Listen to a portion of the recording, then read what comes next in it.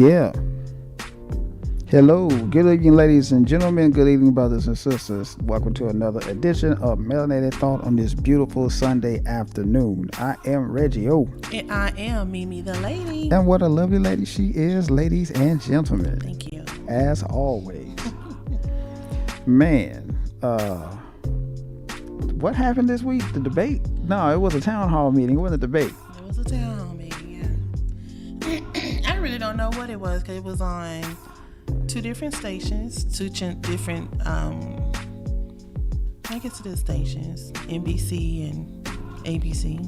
Yeah, two different networks. But the issue that everybody is having is Biden did his first because after Trump supposedly, allegedly, contacted COVID-19, Biden didn't feel comfortable unless President Trump took a test. Right. And President Trump, like a little kid taking his ball, I'm not going to do that. And so Biden suggested doing what do you call it? The Zoom kind of thing. What is that called? And so Trump said no. So Biden's like, okay, but I'm going to still have my town hall. So when he found that out, Trump called up on NBC and told them, I need to have my town hall as well. Wow. And I know I read so many different stories about so many different celebrities and just general human beings in general wanted them to boycott NBC so Trump couldn't hold or host his town hall. But last night we were looking at SNL. Well, you fell asleep. I'm just going to put your business out there. He fell asleep. Put my business out there, man. So I was looking at SNL last night, Saturday Night Live, and they did a skit where they had Bill Cosby, Donald Trump, and Matt Lauer are all from NBC. Yeah. And they said, well, they get away with everything anyway. Wow. But I don't know. I looked at both. I was flipping between both channels. Of course, Trump was still the angry rated, just angry and couldn't tolerate it. And he started talking about Miss Guthrie, the lady who hosted. But Biden was it was decent. Of course, they both was asked questions of what they can do for the black community. They both danced around that question. But I must admit, Biden did apologize for a lot of the laws that he wrote back in the day against the black culture. But he was more subdued. He came across as very presidential. Yeah. But Trump, same old thing. I kind of figured that, but I just had to mention that before we actually got into, what we normally get into. But because I didn't see a town hall meeting.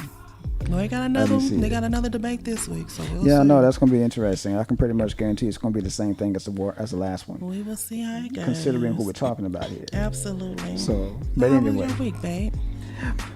You know what, baby? Working from home, it was okay. I really can't complain. I mean, I did just as much work at home as I would do in the office. That's what I tell people all the time. And they say, you got it lucky. No. I go over there in that office and I pretty much be over there 8-9 hours a day. Pretty much, that's what I'm saying. Yeah. So, that's pretty much it with me. I didn't really do too much of anything. Business is doing it's trickling down, but I guess like I told you earlier, slow motion in the business is better than no motion in the business. So, a few shirt orders here and there, a few inquiries. We had the possible order for the bowling league. The guy got in contact with me about that, so that's gonna be promising. That's gonna be big. That's gonna be big, man. We're gonna keep our fingers crossed that it grows. Yes, indeed. Across the PBA league. Hello, come on now. That would be so cool, wouldn't it? Absolutely. That would be so cool and independent. Absolutely. Doing something like that. Oh man. Just think they were some beautiful shirts for this man just to be there bowling and notice them. Those shirts was hot. Oh yeah, they caught his attention, man. Yeah, so the shirts and masks. Oh yeah, definitely. They caught his attention, and that's pretty much what I was going for, to catch somebody's attention. So that's cool. Well, your work is good, though, sweet. Well, thank you, babe. I appreciate that. Yeah. I thank you. How was your week, babe? It was okay. Just another week, nothing spectacular. Just hanging in here, taking one day at a time, trying not to get COVID. I hear you. Now that the numbers are going back up, people, we're not doing something, people. Man, they're going up. They should be going down. Every time I go out and about to handle whatever business that I have to handle, I give you a prime example. When I went to one of our distributors for our shirts. Correct. I saw at least I take that back. It was all of them. Pretty much all of the people of the Caucasian persuasion that was inside the store, out of maybe 10 of them, 8 of them weren't wearing a mask. And I'm surprised because normally you can't come in the stores without one. Well, they had their mask off. They didn't have one on. I guess the person just didn't want to lose their business. I guess not. But still, come on, man. Rules are rules. I mean, everybody got to follow them. They still not getting it though. And they're still not getting it. So wearing a mask. And I also noticed that in some of the replays of the Trump town hall meeting, there were people. You could probably count on one hand how many people actually had their mask on in that town hall meeting. But do you see the politics, what they're doing? The ones that's standing behind him that's on camera have a mask.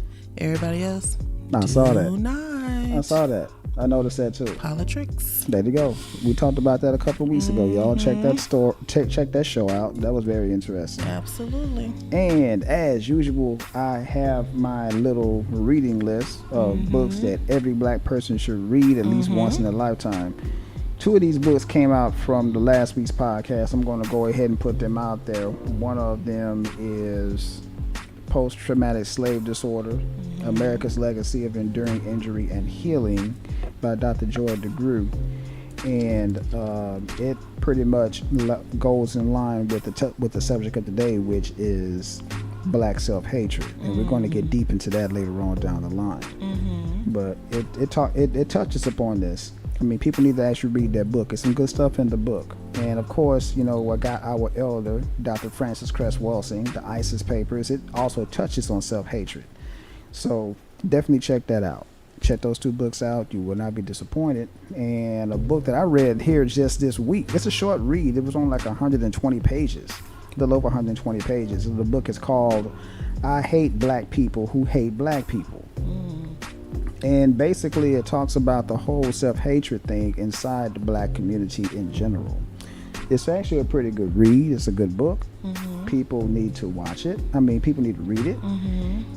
It's like I said, it's a short read. I read that book in a couple of days.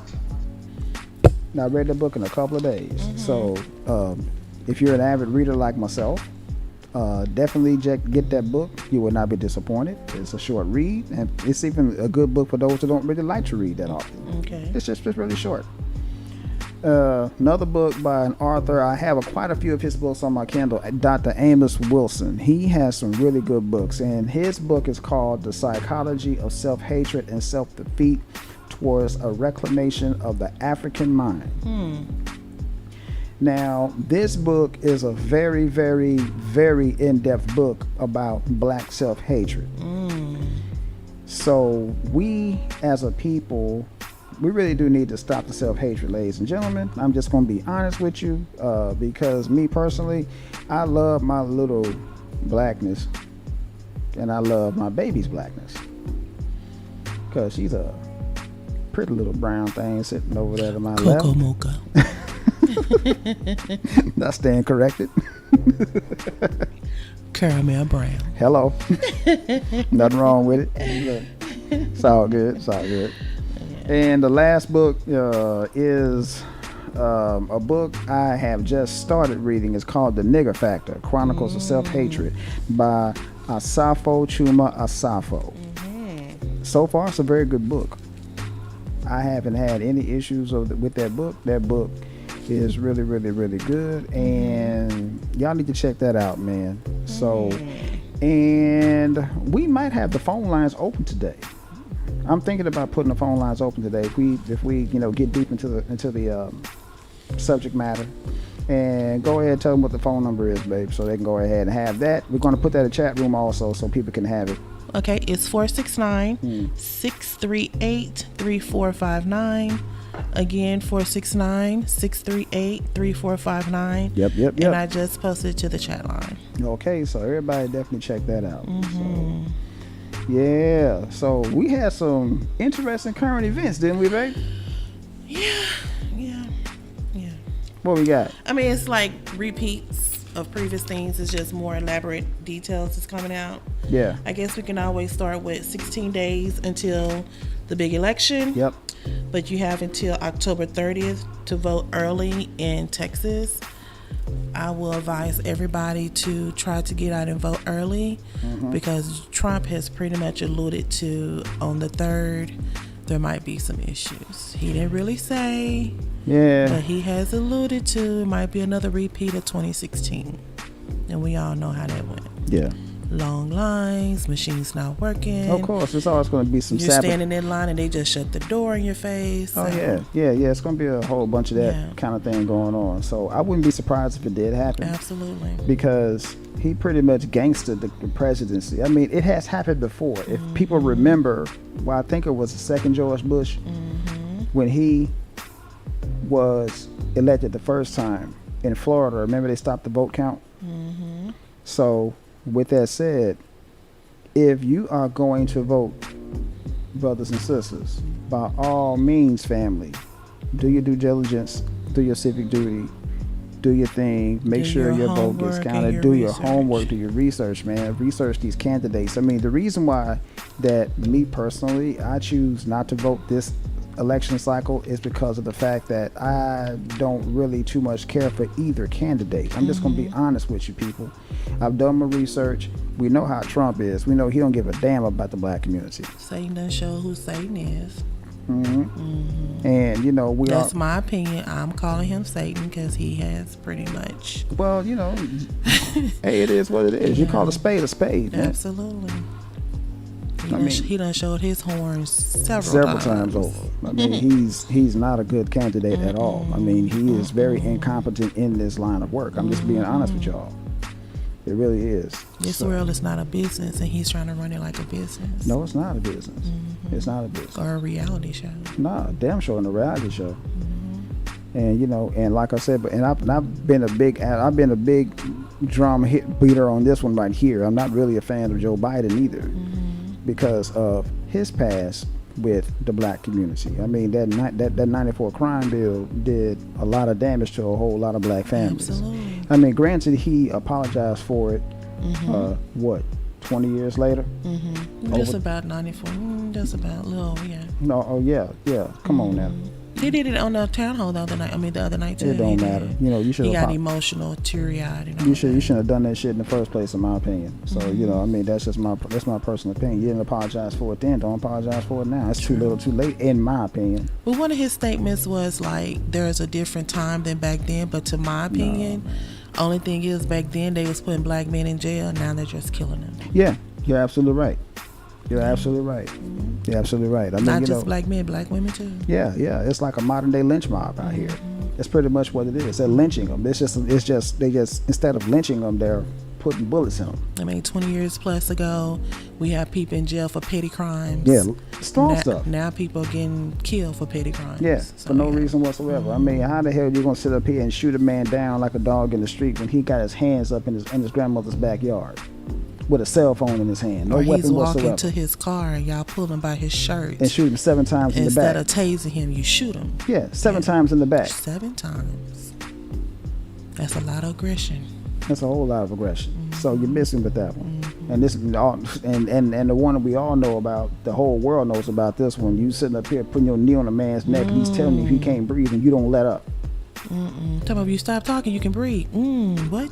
That make any sense to you? Not at all. None whatsoever. But that's how the cookie crumbles sometimes. Yeah, that's it. But still, like I said, I know some people don't feel like they have a dog in the fight. This man to my right, but yeah, hey, I'm sorry. I'm gonna keep messing with you because I just want him to vote. But I understand. Don't get me wrong, people. I'm not trying to convince him to do nothing. But I understand his plight because it is. You really don't think about it. We really don't have a lot of options. Even though people are thinking that Biden is going to be kind of like Obama because he ran with him and was his vice president. But it was a young man the other day at the debate.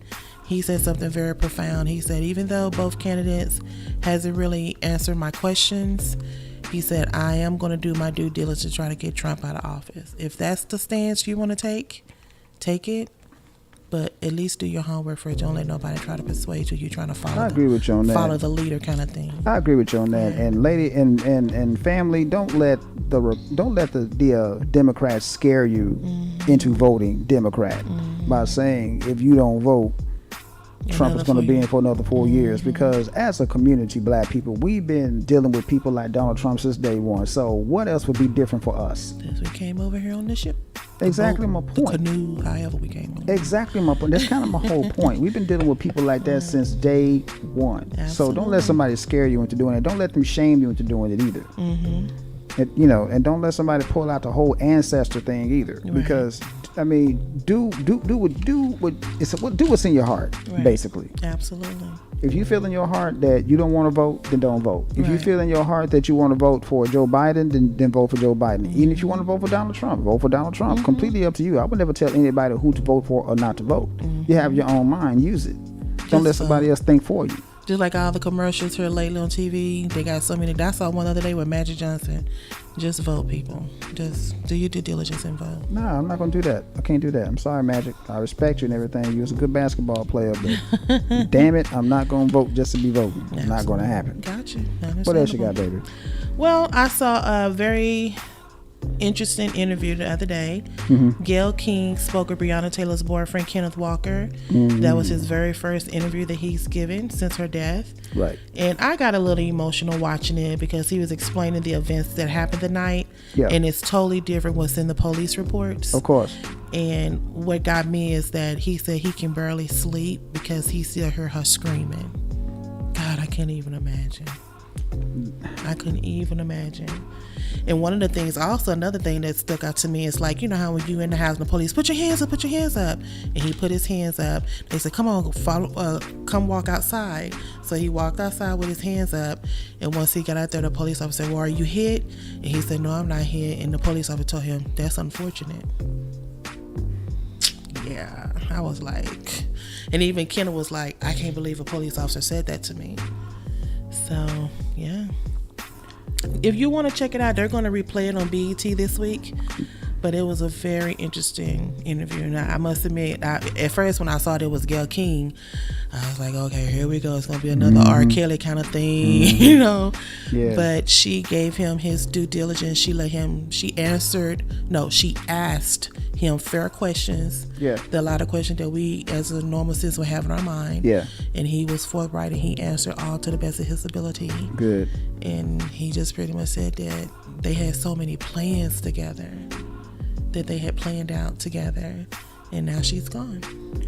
And still no one has been charged for her death. Now, for the new listeners out here, I have already expressed I've already expressed how I feel about this woman to my left. And I'm just going to be complete, and for the people that are I call them my old schoolers, and for our old schoolers out there, I'm just going to be completely honest with you. If that was me in his situation, and that happened to this woman to my left, God forbid it does happen, I would be devastated myself, because that's something that nobody wants to go through. I mean, because he was right there when she was eliminated. And let's just go ahead and say what it is. It was a lynching, people. Yeah. It was a lynching family. It was because they quote unquote thought there were drugs in the house. Well, yeah, they thought there was there. They say they thought there was drugs in the house. That's number one, and number two, they were looking for somebody that was already in custody. Yeah. With those facts right there, those two facts alone, why has nobody been charged? It's only one officer whose gun had the most bullets missing. Yep. Again, why haven't no one been charged? He got the complexion for the protection. You already know what the problem is with that. And yeah, I said it and I'll say it again. They got the complexion for the protection. Unbelievable. Because if he was black, oh man, he would not have his badge now. Right. There's a black cop in jail right now for killing a white woman. And they put him in jail quick, fast, and in a hurry. I read that story, yeah. And if he was pretty much indicted with the same day, charged like the same day or the next day. He was charged. It didn't take weeks. It didn't take months. Well, he turned himself in. He turned himself in because people are making a big deal out of it. Making a big deal out of it, yeah. And so once he turned himself in, Muhammad Noor, that's the guy's name. So once they made a big deal out of it, he automatically turned himself in. And after he did that, that's when they pretty much threw him under the damn jail. So yeah, he's in jail right now, and I don't think he's going to get out. No, I think they gave him They gave him a couple of years. I think it was like 25 years. Yeah, 25 years. They gave him a couple of 25, years. Yeah, for murder, 25 years the minimum sentence. Yeah. Sad. It's unbelievable. Yeah, but... Well, the next big story everybody's talking about is old Ice Cube. My man. I like Ice Cube. I love Ice Cube. I'm an Ice Cube fan. Been listening to Ice Cube since before he was with NWA. And at first, I didn't understand the story. I didn't understand what the big deal was about. Yeah. Then I read his interview. I saw his interview. I saw when he was on Chris Cuomo's show on CNN. I just don't understand what the backlash is from the black community. He's explained to y'all what he was trying to do. Yep. He said he don't want nothing for no minorities. He don't want nothing for no equality. He wants something written down for black people. There you go. He's not trying to, he said he's looking out for his own people. So why would we give him a hard time for that? If he went to one Democratic Party and they was dragging their feet and he decided to go to another Democratic Party, that's what you do. But I think all this stemmed from Trump's aide who tweeted that tweet. I think she was trying to get something started, and she has. This is my whole take on that whole Ice Cube situation. Ice Cube, at first, he went to the Democratic Party, and they told him that we'll get back to you after the election. True. So that's just another way of saying, don't call us, we'll call you. He goes to the Republican Party with the same proposal. And in between that time, Trump was making this black plan, remember? Yeah, which is a bunch of bullshit, but I've already read that. People already know that. If you want to know what that black plan, if you want to know what that platinum plan is, read it for yourself. It's online. And anyway, back to what I was getting, back to my thought. When Q went to the Republican Party, they actually had a sit down with him. What's the problem with that? I don't see an issue with that, do you? I mean, there's nothing wrong with talking. Not at all. That's what you do. That's what you do. That's how deals get done. Absolutely. That's how they come to a conclusion. Is you sit down and you discuss what you want and what you need. That's the way it is. It's always been like that since day one. You sit down and you talk. That's all he did was talk. And Ice Cube has been very vocal about both parties. He said flat out, neither party means black people any good. And he is absolutely right. I mean, look at the history. Look at our history. Ever since this country was stolen, founded. What'd you say? Oh, did I say that? I'm sorry. Did you say that? Oh, man. Now, you know we had problems with YouTube a couple of weeks ago. Yeah. You can't speak the truth on here on this Melanated thought process. Come on, man. I'm just saying, Have you not man. learned yet? Come on, man. I'm just saying. Tell the truth. Tell the truth. I just got to call it like I see it. Absolutely. But back to my thought.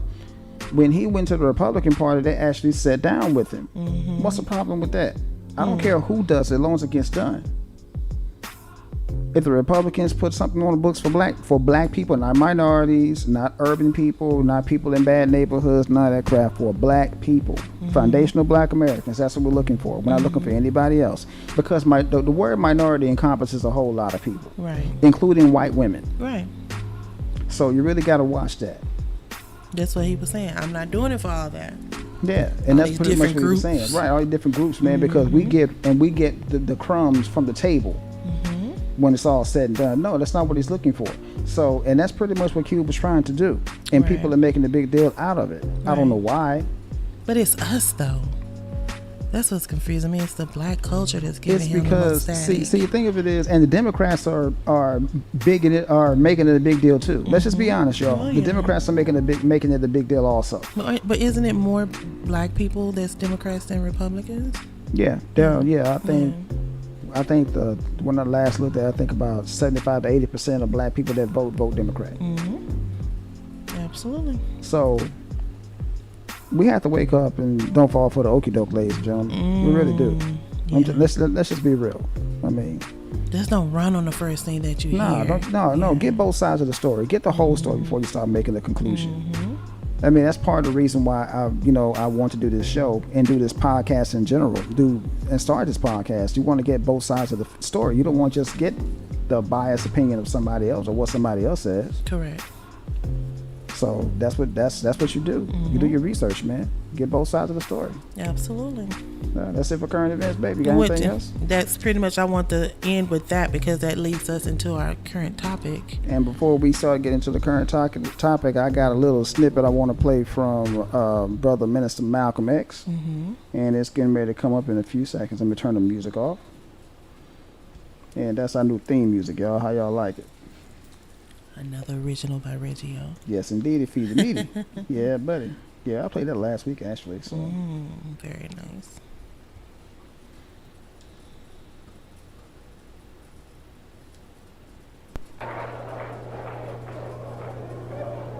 Who taught you, please, who taught you to hate the texture of your hair? Who taught you to hate the color of your skin to such extent that you bleach to get like the white man? Who taught you to hate the shape of your nose and the shape of your lips? Who taught you to hate yourself from the top of your head to the soles of your feet? Who taught you to hate your own kind? Who taught you to hate the race that you belong to? So much so that you don't want to be around each other. No, before you come asking Mr. Muhammad, does he teach hate, you should ask yourself who taught you to hate being what God gave you. Did he bring the pain or did he bring the pain? Absolutely. He broke it down. 1, 2, 3, ABC. Malcolm was just so thought-provoking back then. It's kind of funny how... Do you remember what year that speech was given? That was in 1962. And what year are we in now? We are in 2020. And how relevant is it to this day? It's very relevant for today. I mean, just like that's the reason why I want to do that show, play that speech on this particular show. Because we got a lot of self-hatred out there, and it's plaguing the black community. And the reason why I used that whole, let me put the splash screen back up. The reason why I used the whole thing about self-hatred and Michael Jackson is because I'm a big Michael Jackson fan. Absolutely. Most people are. Michael Jackson was the world's greatest entertainer, bar none. Absolutely. Hands down. Of all time. Hands down. The greatest entertainer of all time. Absolutely. I mean, Mike is he was so humble. He would even say that James Brown was the greatest entertainer of all time because that's who he got most of his, that's who inspired him to be who he was. Right. But in my opinion, I'm a James Brown fan too. I love James Brown. But Michael Jackson took what James Brown did and went further. But Michael was battling demons of self-hatred for whatever reason. Because any man that sits up and has all that plastic surgery, bleaching, taking chemical peels, straightening your hair, that's got to be self-hatred. Well, like I said, I always play devil's advocate. Didn't this all start when he was doing the Pepsi commercial and it melted his skin on his head and his back, and he wanted his body to quote unquote match, but then he came up with the story about having vitiligo. But even still, I think since it melted his hair, he went ahead and started using chemicals on his hair to make his hair, because at that time he had the big fro. So at that time he just used chemical to straighten his hair. During the Pepsi commercial, he had a Jerry curl. Okay, that's how his hair caught on fire. Yeah, pretty much. He wasn't rocking the afro no more. Nah, it wasn't. Yeah. He wasn't rocking the afro anymore. So, could that be the reason? I'm not gonna say no. I'm not gonna say no. I just think he took it to an extreme though, because his nose kept getting smaller and smaller, and his skin kept getting lighter and lighter. So I don't know if it was a medical condition where he tried to make us believe that it was. Well, I don't know. Most black people that I know of, I'm quite sure you probably do too. My cousin Warren is in here. He put up two things in here, and he was talking about voting in the electoral colleges and stuff like that. Okay. And Warren can back me up. We have people in our family that have vitiligo, and it's really, really patchy. It does it in patches. Sometimes it starts on your hands, and sometimes it goes all over you. And sometimes it starts around the face, mostly around the eyes. Right. And it just gets really, really splotchy.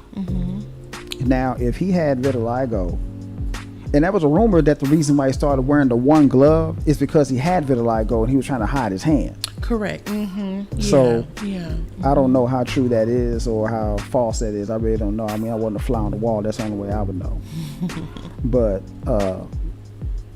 as far as that goes, with vitiligo, it's patchy. I have several cousins that have vitiligo. So none of your cousins never had vitiligo in one spot and it make the whole area change? I've never seen it happen. I mean, it's always in patches. Like I said, I have a cousin right now. Her name is Michelle. Nice name. Well, Michelle has a lot of freckles. Number one, she's like really, really light. She's like really fair skinned. She has freckles, and she has a couple of patches of vitiligo. They're small, but still, it's just mostly around the eyes and stuff like that. Right. But that's the way, and it didn't get any further than that. Sometimes it can spread and make you completely white. Like that model, a model that's out. Yeah, like that. exactly. Yeah. And down home, we have there's a lady that my mother knew very well. Her name was Vera. Vera has vitiligo.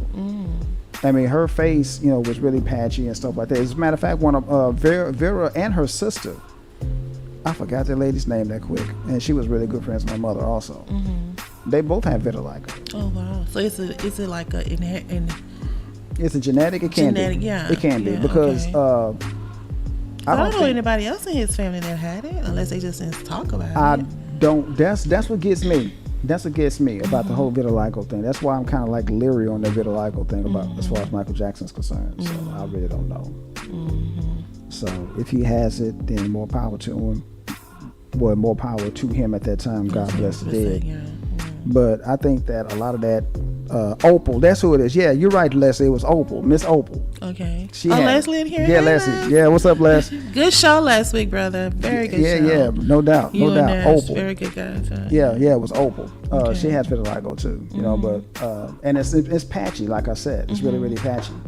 So with that said, it's not like it's going to spread all over your body. I mean, I'm not going to say that it can't. I'm not saying that it can't. It probably can, but but it can. I don't personally know anybody, but I don't know. I don't know how. Like I said, I'm pretty sure it can. If it gets in your face and gets in your hand, I'm sure it's just not gonna stop there. No, No, I'm sure it spreads, but But anyway, back to Mr. Jackson. The subject of today, y'all, like I said, is black self-hatred. Now, for those of you who are cartoon fans like myself, you know about the cartoon, The Boondocks. Oh yeah. Oh yeah. Yeah. Let me guess who your friend up say. Oh yeah. Take a wild guess. Brother Ruckus. Uncle Ruckus. Uncle Ruckus. Yeah, Uncle Ruckus. Now, Robert. Come on now, Robert. Yeah. But Uncle Ruckus is a classic example of black self-hatred, because when Aaron McGruger did that particular cartoon, he wanted to get every aspect of the black community in that particular cartoon. Yes, he did. Okay, he got Huey, which is my favorite character, the militant soul brother. Of course. Of course. The militant soul brother, that's really about black power and everything. Black and black empowerment. Absolutely. That's my favorite character. And of course his brother Riley, who's a victim of the pop culture and wants to be a thug. Trying to be a rider. Yeah. Then there's Tom, who's the lawyer, married to a white woman, got a biracial child. That's what we talked about last week. Yep. Will he be considered a coon or a sellout? Well, it depends on how you carry yourself. But on the show, he did come out as like being a sellout. Kind of, sort of. Yeah. Kind of, sort of. So he was kind of like a sellout coon or whatever. Yeah. And then of course. Oh Lord! Well, you forgot Grandpa. Oh yeah, forgot Grandpa Freeman. He was a civil rights leader, but he became a civil rights icon. He became a civil rights icon, strictly by chance. If he wasn't trying to be, he just goes however the wind blows. There's all kinds of black people like that. They just go however the wind blows. And then, of course, there's the subject of today, Uncle Ruckus, the self-hating black man who wants to be white so bad till it's eating him alive, literally. Yeah. So literally, yeah, because he said, according to Uncle Ruckus, he has reverse vitiligo. Right. He called it re-vitiligo. Right, Yeah. He said he was born white, but he had a black patch, and the black just covered up. Just spread up his whole body. Which is kind of funny because his mama, Bunny Ruckus, yeah, you know, she's self-hating too. Right. You know, she's self-hating black person too. Wow. And he got two brothers that's just as black as he is. You know, but he the only one that had it. He the only one that has re-vitiligo, as he called it. Right. So, but you know, he hated Michael Jackson because Michael Jackson had what he wanted. Right. And he used to always call Michael Jackson a lucky bastard. Right. So, lucky bastard. But, you know, yeah, I don't get it. Yeah, I love that cartoon though. Yeah, I love that. You know, had a lot of messages in it. A whole lot of messages that people just listen to. He's supposed to be coming back though, isn't he? From what I understand, you know, since HBO bought the rights to it, they're supposed to be bringing it back. Good. I would love to see it. Oh, he has a lot to talk about now. Oh my God. Ooh, he'll never run out of material. No. Yeah, that was a good cartoon. He would never run out of material now, man, especially with what's going on. Absolutely. So, but Uncle Ruckus is the definition of, well, it's a caricaturized definition of black hatred. Now, why somebody would hate who they are is a mystery to me. Absolutely. Because I don't hate who I am. I do not either. I mean, by no means necessary. Exactly. No. Exactly. Yeah. So you got some definitions for self-hatred? Well, I have a definition for colorism, which is pretty much the same thing. Yeah, go ahead. It's the prejudice based on skin tone, usually with a marked preference for lighter skinned people. So I tried to understand it. I kept reading it. The prejudice based on skin tone. With a preference for light-skinned people. Yep. So that means someone my color will wish and pray every night that I'll go, quote-unquote, bleach my skin so I can be like Beyonce's color? Malcolm said it. So in my mind, does that mean that what Beyonce color is the prima donna of all colors? According to some people. Or like they say, light, bright, and right? Light, bright, damn near white, yeah. Yeah, to some people, yeah. I'm just going to personally talk about myself right here. I wouldn't do that. Of course not. I am very proud of my melanin skin. Yep. I don't know. I know this is Mental Health Month. I don't know if bleaching and colorism and hating yourself because of your skin is a mental issue. It has to be something though. That's a good question though. Yeah. That's a really good question. Because why would you even go through the motions of even trying to change your skin? You still gonna be the same within. You can fake as long as you want to. Yeah. But the truth will always come out. Yeah. Some way, somehow. Yeah. So why even go through why go through all those millions and thousands of dollars to do it? Well, see, back to Michael Jackson. From what I understand, being that he was getting those chemical pills, that's the reason why he was addicted to painkillers, because he was always constantly in pain. Because from what I understand, that's a painful process. Yeah, your skin is. Yeah. I can't even get it out. They're taking layers, because your skin is, if I remember this right from science class, 7 layers deep. Your skin. Yeah, and you're taking a layer. I mean, you're taking a layer of skin off. Yeah, so I can understand why that would be painful. So it's like, you're not protecting your bones, you're not protecting your vessels, you're making everything so susceptible to all kind of malice. So why would you even do that? Well, all kind of disease. You just don't know what I couldn't even imagine. But you don't know their thought process either. I wish I knew somebody who did it. If they can, if somebody knows somebody, call it and let us know. Yeah. What's the thought process of doing that? Yeah, really. What are you thinking? What would that person, like if you had a personal conversation with somebody, let us know what they told you, the reasoning why they wanted to do it. Because of course I think Michael Jackson was lying to us anyway. But see, what brings to my mind also is Little Kim. I'm a Little Kim fan, no matter what. Man, I know she can get raunchy with it. Man, I'm just gonna put it out there. I love me some Little Kim. I'm just gonna put it out there. No disrespect to my baby over here. No disrespect. But Little Kim was a pretty little old chocolate thing. She was gorgeous. She really was. She was a pretty little brown skinned woman. She was. I don't know what. Emphasis on was. I don't know what she is now. I don't know. That goes along the lines of self-hatred. You don't like the image of yourself, so what you want to do is you want to alter that into something that you aspire to be. Right. But you will never ever be. And so I was thinking at that time, because I know she was so in love with Biggie. Yeah. But Biggie chose Faith. Yeah. And so I started thinking maybe she did that to herself so she can look like Faith Evans. You think? That's a good question. Yeah, because she had no reason, because she was a dope, and I do mean dope, lyricist. No doubt. And she was the only woman on stage with all them different guys. And she was holding it down. No doubt. She didn't have to do nothing to herself. But she somehow, some way felt like she did. Well, that's part of it. That's part of it. You know, it's that whole colorism thing like you just mentioned. Yeah. I mean, I guess she felt that the lighter she was, the better off she would be and whatnot. And she just didn't bleach her skin. She started messing with her face with the knife. Yeah, that's what got her really, really bad right there. Oh my God. That's the main thing that got to me right there. Why would you want to butcher your face like that? Because she was beautiful. She was a beautiful woman. Yeah. Very beautiful. Yeah. But that goes along with it, though. You know, let's not sit up here and play, crazy. When you see most of the successful men, okay, I'm not going to say all, some successful men, especially entertainers, they might grow up with LaQuanda, but they go out and get them a Beyonce. Yeah. If she's not white, she's a light-skinned sister with light eyes. Yep. So some women know how to handle that and just move on to the next, and some women don't. And they feel like, well, if those options are out there for me to gravitate to and utilize to change myself, maybe that's their reasoning. I don't know. That's what's telling. I really don't know, because we were talking about this earlier before the show, and I told you a story about this girl that I went to middle school with in Oklahoma City.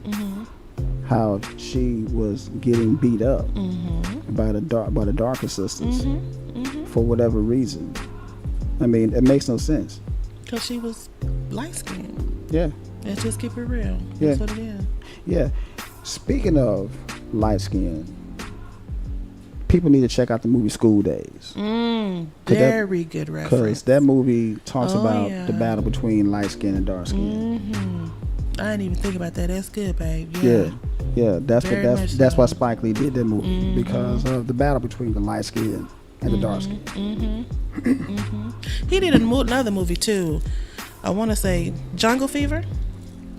Kind of, sort of. That's when Wesley Snipes started messing with the white woman. With the white woman. So it's kind of like the same thing. And when she was sitting around, when his wife was sitting around with her friends, and they were trying to figure out what made him go to the white woman. So it's kind of like the same thing. Kind of sort of like the same thing, but it's not like she wasn't trying to change her skin because he left her. Right. So. Yeah. I don't know. This is when you thought of this topic, I was like, I don't know. I don't know why some people would do that to themselves, or think that they can't love how the way they was born, or even the family. Because some people like leave their family, what you call it, excommunicate from their families, because they don't want to be associated with what they call like a ghetto family or a country family or whatever. Right. Marvin's in the chat room. What's up, man? Hey, Marv, how are you? So I don't know. It's Let me ask you. Let's start here. Okay. What was on your mind when you thought about this topic? I was watching television, to be honest with you, and I saw this real pretty dark-skinned girl, and she said she was having issues with people because of the fact that they would always make fun of her being so dark. And I thought that was kind of messed up, because nobody should have an issue with you because of the fact that you are so dark. Not at all. Not at all. And Leslie brought up a good point in the chat room. He said colorism is part of the Willie Lynch syndrome, deeply embedded to make us seem lesser than what we really are. And you're absolutely right, soul brother. I was getting ready to get to that point, but yeah, that's part of it. So, but anyway, back to my story. That's the reason why I got to that. That's the reason why I came up with this particular subject, because of the fact that, you know, that little girl, she couldn't have been no more than maybe 15, 15 years old. That's when it starts. And the light-skinned girls were the ones that were actually messing with her. They were talking about, you know, you black this, you ugly thing, you picking in it, blah blah blah blah. Tar baby, calling her all kinds of names just because she's a dark-skinned sister, which I thought was kind of messed up. You know what I mean? Yeah. So then as a result of that, she was having some psychological issues because she didn't think that she was pretty because she was dark. And she started hating herself and her melanin. There's a lot of, I've read, you know, and there's a lot of darker skinned women who felt like that. Yeah, which is sad. I agree. I've always prided myself that I was never a follower. Of course not. I can tell that. I've never been a follower. Of course not. Angela always tell me, you just weird. I don't think I'm weird. I just think I beat to my own drum. Yeah. And I always had this motto, I'm going to love myself first because I'm not going to depend on nobody else to love me. Yeah. So if I love my skin, you have no choice but to love my skin. Yeah. And if you don't, you can move around. Right. I just think, and I wish a lot of, especially women, had that same mentality. You don't have to look like what's out in the mainstream. That's right. You don't. Just do you. Yeah. And just do the best you can do. I agree. So that's just like I'm gonna go ahead and put it out there, soul brother. You know, this is like us, the soul brothers. It was me, Eric, and Charles Bond. 3 of us are light skinned. Everybody else was less his color and darker. Okay. Which was cool. We didn't really care because we were still homies. So that's just the way it was. Right. We didn't give a damn. You know, hell, you know, we all got our own little thing that we do. Well, you don't really hear men talking about you. No, guys black. don't. No, dudes, you don't. Yeah. Only time you hear dudes say something like that is when most dudes. It's when he getting all the girls. Yeah, exactly. Other than that, y'all don't talk about. No.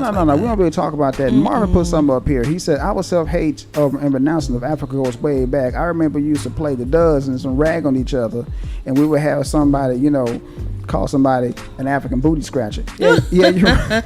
And you're right. You're absolutely right, Nash. You're right, man. You're absolutely right. We used to do that. We used to shoot the dozens of each other all the damn time, you know.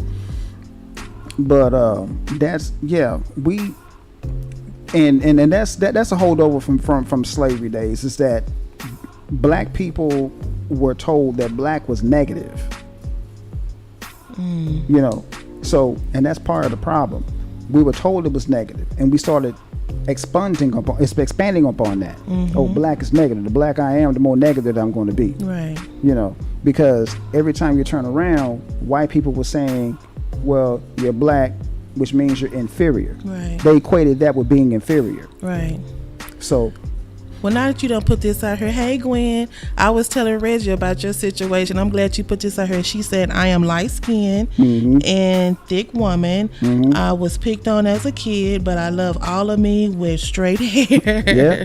I was just telling him about that, how you used to get picked on because you were light skinned and all that. So yeah, I'm glad she brought that up. So that's true. 'Cause like I said, I know her, but I don't know why people would. Cause what you should, everybody know Gwen is a beautiful woman. I always thought Gwen was a beautiful woman, but we were friends. I never said, "Oh man, I wish I had light skin like Gwen or long hair like Gwen." And I'm just gonna go ahead and put that out there. Gwen, I'm gonna shoot you in the foot, and I'm gonna tell you why. Because it was hard as hell for me to draw that straight ass hair of yours. Yeah, tell the story. She wanted her face on her shirt and her mask. And yeah, I mean, you know, I don't, which, you know, I thought was kind of interesting. You know, I didn't think anything of it. I said, okay, cool. You know. He kept saying, I said, are you going to try to give her some pom-poms? I don't think her hair going to look good with no pom-poms. Nah. So I had to do that. I call it the white girl straight hair. The way he did, he said, she got that white girl straight hair. I said, yeah, she does. Yeah, so, but, you know, so, you know, and it was real hard for me to get to look right, you know, with the material that I was working with. So, you know, so, and you can ask your friend over here, you know, I put out, I don't know how many different versions of that. Yes, he did. And then I finally got it right. I kept saying, no, that's not it. No, that's not it. Then I finally got it right. Yeah, he did. I finally got it right. So you know, but yeah, it was hard, man. Absolutely. But yeah. But should I be mad at Gwen because of the way she looked? Of course not. You know, because beauty is something that is in the eye of the beholder. If you don't find yourself beautiful, I mean, you got to learn how to love yourself. Self-love is a good thing. You know, and no, it's not beautiful Gwen is straight. Goddamn it. She does. She has beautiful. No, I'm just hair. playing. I'm just kidding. I'm just kidding, Gwen. I'm only kidding. But yeah, I don't understand. It's like, I don't know. Just like your friend Marvin said, like, yeah, you know, when you were young, you'd be like, oh, you old black, you know. Yo, black African booty scratch. You know, but you know, it was all in fun. You know, we didn't really do anything negative about it. Though, and still having that mentality as an adult, that's, like I said, I don't know if there's borderline mental health issues or you just trying to be like everybody else. That's how you being a follower, not a leader. Exactly. Yeah. And Lester brought up a good point. You know, it was kind of a joke, but you know, he said, yeah, we joke around and stuff like that, but Wesley Snipes changed the game. We was just talking about that. I said, you remember they used to say, hold on, dark skinned brother, y'all gonna be back in. Y'all gonna come back in season real soon. And we used to said Idris Elba, Wesley Snipes, Morris Chestnut, Tay Diggs. They brought the dark skinned brothers back on the map. But I'm just personal thought. Me and Reggie, we already talked about this. Reggie's the first man I ever dated that was light skinned. I had a phobia about all light skinned men, thought they was the shit. You know, and I just said nope. I mean, I've been hit on by lights. I've been like, give me my blacker the berry, the sweeter the juice, dude, and I was happy. I have cousins, and Leslie knows them. Leroy and Thelma Jackson. Not Leroy. Leroy and Thelma Jackson. Leroy's light skinned, Thelma's dark skinned, but they're twins. Oh wow. Yeah. So. But we didn't treat, and people that knew Leroy, and Leslie knew him too, people that knew Leroy and Thelma, we didn't treat them any different. You know, they were just, you know, our people. You know, we didn't treat them any different. So and it's the same deal with the other set of twins that Louise had, Michael and Michelle. I got a lot of Michelles in my family. Damn. Nice name. Very nice name. Yeah, she just saying that because her name is Michelle, y'all. Absolutely. But anyway, but really though, we didn't really treat them any different. They're Leslie's cousins too. So, but yeah, we didn't treat them any different. We treated them no different. We treated them no different whatsoever. So I don't know where this whole colorism comes from, because like I said, I guess with guys we treat people pretty much the same for the most part. And Marvin brought up a really good point in the chat room also. He said, as we saw from hip-hop videos, light-skinned chicks and damn near white to very white were in the videos, and that's the self-hatred that got perpetuated onto us. And he's absolutely right. That's what we was talking about. And you are absolutely right. Absolutely. Because we was talking about that, because I brought the subject about just regular TV shows like Martin and Coming to America. Yeah. The lead lady was what? Light skin. Yeah. Tisha Campbell. I forgot the lady that was in Coming to America.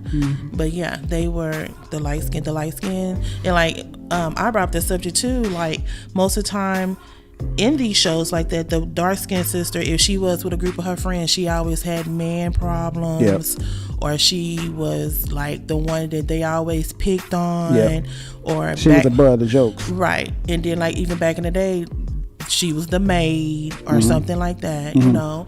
So it's always been perpetuated for many years, right? Yeah. But I wouldn't, even if that is how, like I said, mainstream see people and they think light is right and dark is not, don't go out there and change your color because somebody else think that's the thing or think that's the shit to be. You know what I'm saying? No. They have a thing going on right now in parts of Africa where they use their cake soap to lighten their skin. The bleaching. Yeah, they're bleaching their skin, is, you know, with their cake soap, and that's not cool. No. But then they also say that, because I know when you go in for a job interview, just keeping it 100, most interviewers remember you by what you look like. That's true. So if you came in there well-educated, dark-skinned, but if you came in there well-educated, light-skinned, okay, we're going to call her back for a second interview. Right. So it's everywhere. It's just not like in just everyday living. It's in your professional life. It's in your marriage. Because like they say, most dark-skinned women don't get married, which I think is absurd. But I agree with you on that one. Per this, I'm looking at a study, and per the study, it's true. Yeah, I agree. Because a lot of men don't think that, just keeping it 100, back in the day, I know a lot of black men didn't think that black women or darker skinned women were clean. And that's or a lie. Educated. That's a lie too. Or wouldn't be accepted with their family and their friends. So yeah, it's a myth of so many different ways that people think about dark skinned women. Yeah, I agree. And Gwen brought up a really good point too. You know, I'm kind of offended, Gwen. What she say? She said light-skinned dudes come across sometimes that they're better than dark-skinned dudes, but it's all about personality. And you're right. You're right. Well, she's true. 'Cause that's what I was telling you earlier. Yeah, because I was like, He think you don't even have to say that's the way you look and the way they carry this. You be like, he think he cute. Yeah. And I know he got a whole bunch of Oh yeah. You know, you just knock him out the door without him even opening his mouth. That's true. But then when you true. get to know him like I did you, yeah, I was like, okay, let me give him a shot. And now you're the love of my life. Hello. Hello. Get your little red, see. I beat the odds, y'all. I made the cut. That's true. I made the cut. Yeah, because like I said, I didn't do nothing but dark skin guy. I always thought, you know, I guess, well, in reality, I guess you could say I'm part of that perception, that mindset of, just, you know, without getting to know you. So, yeah. Yeah. Because if that's what you see, because you gravitate to what you see or what you hear. Yeah. And if you see nothing but light-skinned people and they're supposed to be better than you and get advanced more than you have that mentality for a little bit, I guess. Yeah, which goes along the line of what we're talking about. You know, you start to hate and doubt yourself because you feel that just because you're a dark-skinned person or not a light-skinned person, and you feel like you're not good enough. So that's why they go out and you do all this bull crap to yourself, trying to make yourself lighter than what you really are and stuff like that. Right. I read this story too about this. It was this young lady. She went back and did a thesis for her college paper on how she was raised. Her mom was very fair skinned. Yeah. And her mom's mom was a full blown white woman. Yeah. But when she had her, she was about her nothing but dark skin dolls and made sure she knew about her black culture, which is a good idea. And she didn't understand why she did that, because like she said, her mother was very light skinned, and she said she sat down and asked her mom, why you always making sure I know about my black culture? She said, because I never want you to get to a point where I am where you hate your skin. I just told you her mom said she was light skinned. That's beautiful right there. Her mom didn't like her light skin. Yeah. I've never heard of that.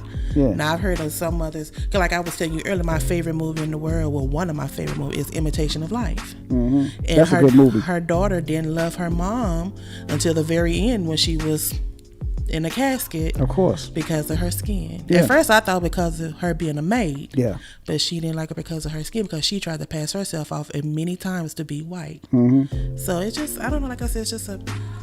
And even though that movie was made so many years ago, it's still relevant today. It's still relevant today. You can look at some of these people, you can be like, wait a minute now, when we was in high school, you were like a brown skinned girl. And now you like a light bone. You know, you're a red bone. Right, so exactly. Because you're looking at somebody and you're like, what the hell? Exactly. You know, and they use that story, I don't really go out in the sun.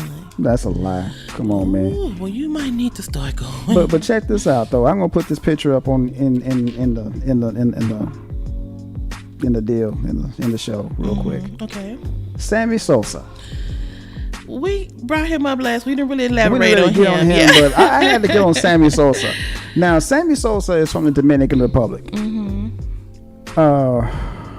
Man, this dude right here, he hates melanin so bad that he looks damn near like I don't know what he looks like, to be honest with you, like a ghost. Yeah, I think his bleaching has went too far. I agree with you on that one. And Marvin put up a really good point. He said lighter skin isn't seen as threatening as a darker skinned person. And you're absolutely right. In the workplace, he's absolutely right about that.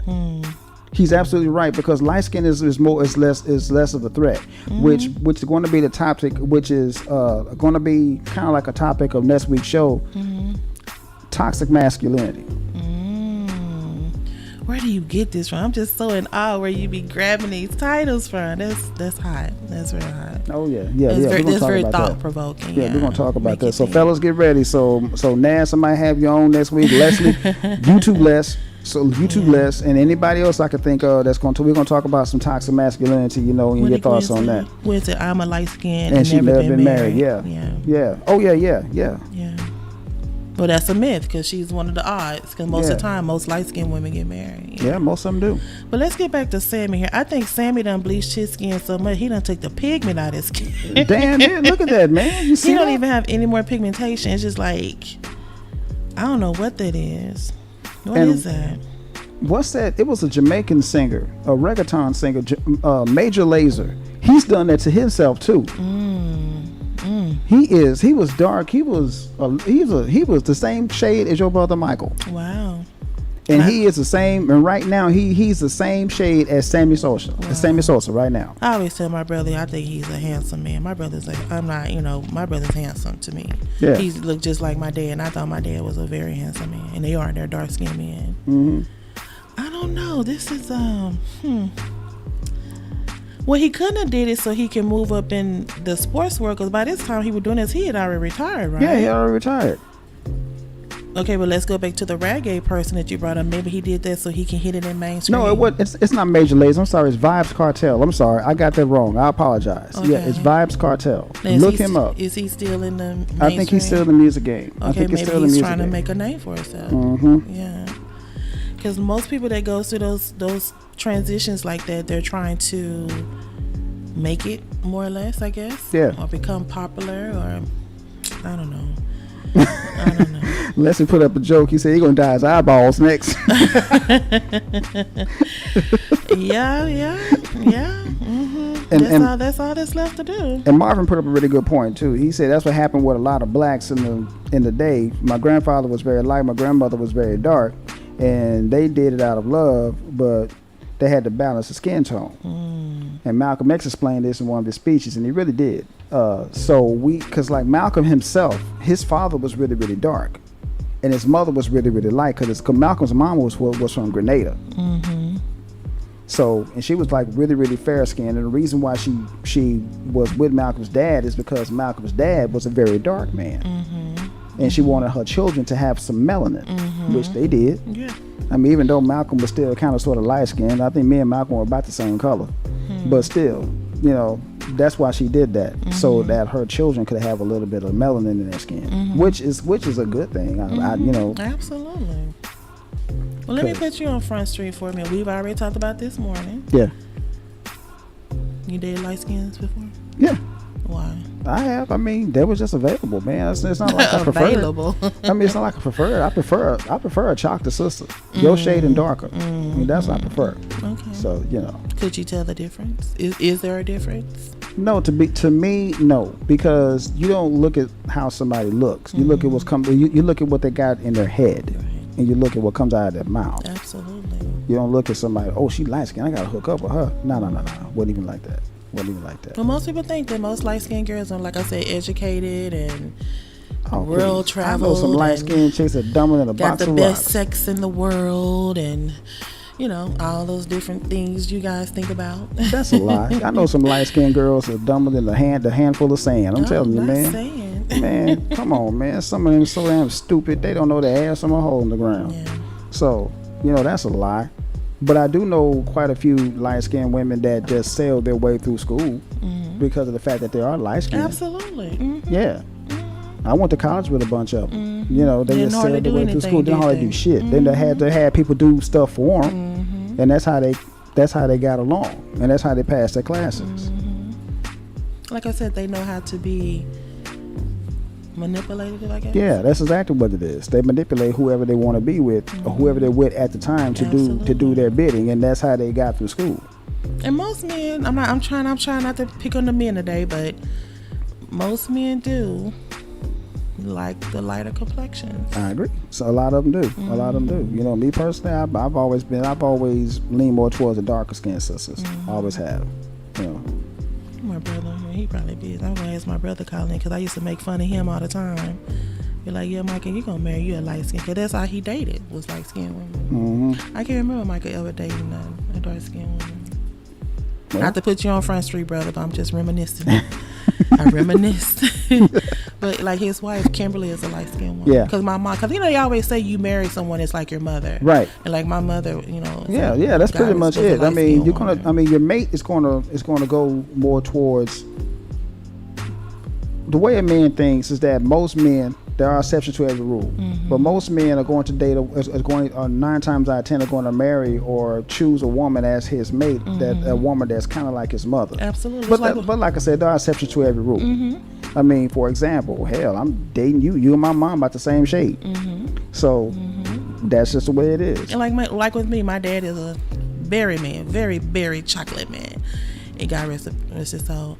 And that's what I gravitated to because he was the first man in my life to show me how a man's supposed to treat me. Right. So of course I'm gonna think all black men that look like my dad is gonna treat me like that. Yeah, precisely. And that's it. But then when I met you, that was I can check that off as being a myth. Yep. Because you treat me very well. Thank you. I try. Well. Yeah. I try, y'all. And ain't nothing berry or chocolate about you. No. No. I'm one of the red boys. Ooh, let me stop. I forgot we was on the air. I am so sorry. I am so sorry. I apologize. It was getting ready to be an X-rated show, y'all.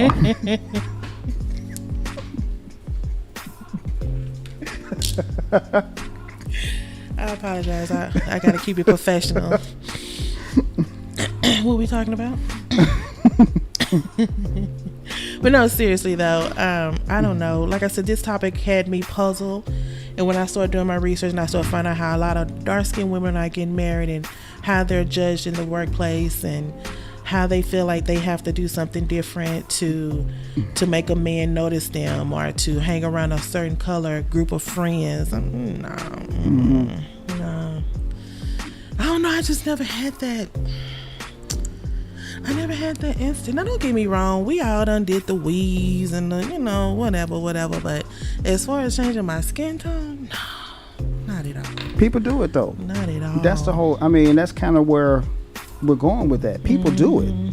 And they go to the extreme with it. For, like I said, let's go back to Michael Jackson. He was getting the melanin peeled out of his skin. I couldn't even imagine. Why put yourself through that much pain? Because like you said earlier, I know that was painful.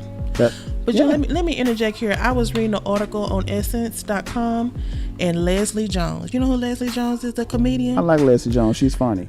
I think she's corny, but okay. she has a moment. She has her moments. But she did an article recently in Essence.com about she didn't think black people in general liked her because she said she never got no love. She came up in the comedy circuit, but she mostly worked white comedy clubs. Yeah. Because when she used to go to black comedy club, they wouldn't give her no feedback back when she was on the stage. I guess like laugh at her jokes or whatever. But then recently, she said within the last 10 years, she was just out and about, and she was amazed how many people were like, you that black girl from Ghostbusters, or you that black lady from SNL. And she was like, oh, you know me? Because she said she never like felt it from any like award shows or any magazines giving her the cover of a magazine. Yeah. Because they felt like she was too dark to go on it. Right. And that's it. And she's been in the game, I know, over 20 years. And for her to have that mentality, and I'm sure she's famous, of course. Everybody know who Leslie Jones is. But for her to have that mentality, I wonder how many other celebrities have that mentality. And maybe that's why they do a lot of the things we were talking about like last week as far as selling out. Yeah. And doing things that their parents won't be acceptable of. Right. Well, we had just got a little backlash on the little Who? I can't see read it. Marvin said we was getting a little bit crazy there, so we gotta calm down a little bit, So, we sorry. That was me. I apologize. He just brings out that in me. I'm sorry. But But anyway, back on the subject. I mean, think about this though. Mm-hmm. I know most people. There's a few people out there that's listening that are fans of Destiny's Child. Okay. Mm-hmm. Now watch it now. You don't want the beehives to come after you. You finna say something about her. Let them come. All right. The thing of it is, I've always thought that Kelly Rowland, number one, was prettier, and number two, was a better singer. Absolutely. So. Absolutely. But she didn't get the props that she needed because of the fact that she was dark skinned. Absolutely. Yeah. So. And I felt the same way about when it was the four girls. I always said LaToya Luckett. Oh yeah, she could sing. LaToya Luckett can blow Beyonce out the water. Oh, LaToya Luckett was bad. But I think she only led like maybe one song or maybe a verse of a song. Yeah, a verse of a song. Everything else was Beyonce. Yeah. I mean, I know, of course, her dad was their manager. I mean, I get that nepotism.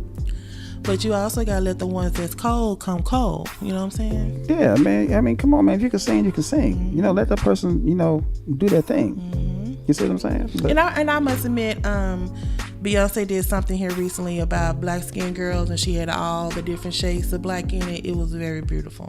Yeah. Very beautiful. So I was proud. So I guess she's letting people know that she's not letting that, what people think about her, go to her head, that she knows that all shades of black women are beautiful. Right. So yeah, I was proud of her for that. But yeah, you're right. Kelly can sing. Yes, you can. And let's see if we go a little step further. Like now, who's out now? I love me some Lizzo. Lizzo can play the flute. Lizzo can sing. Lizzo can dance. Here's my whole deal. But they putting a cap on her. Well, see, here's because of what, her weight and because she's dark skinned. Here's the thing about Lizzo. I think Lizzo is hella talented. She really is.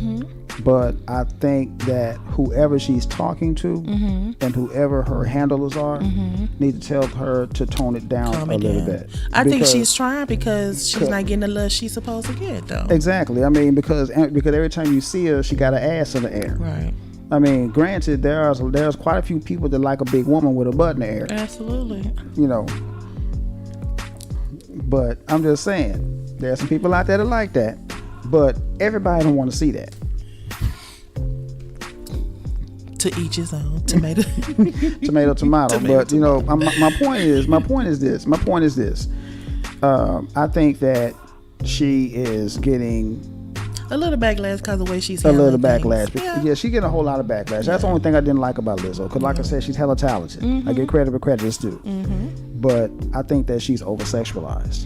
And she needs to calm that down. And they think they probably need to do that to get out there. Yeah. Because even though, we always bring her up, I'm just going to bring up again, Cardi B.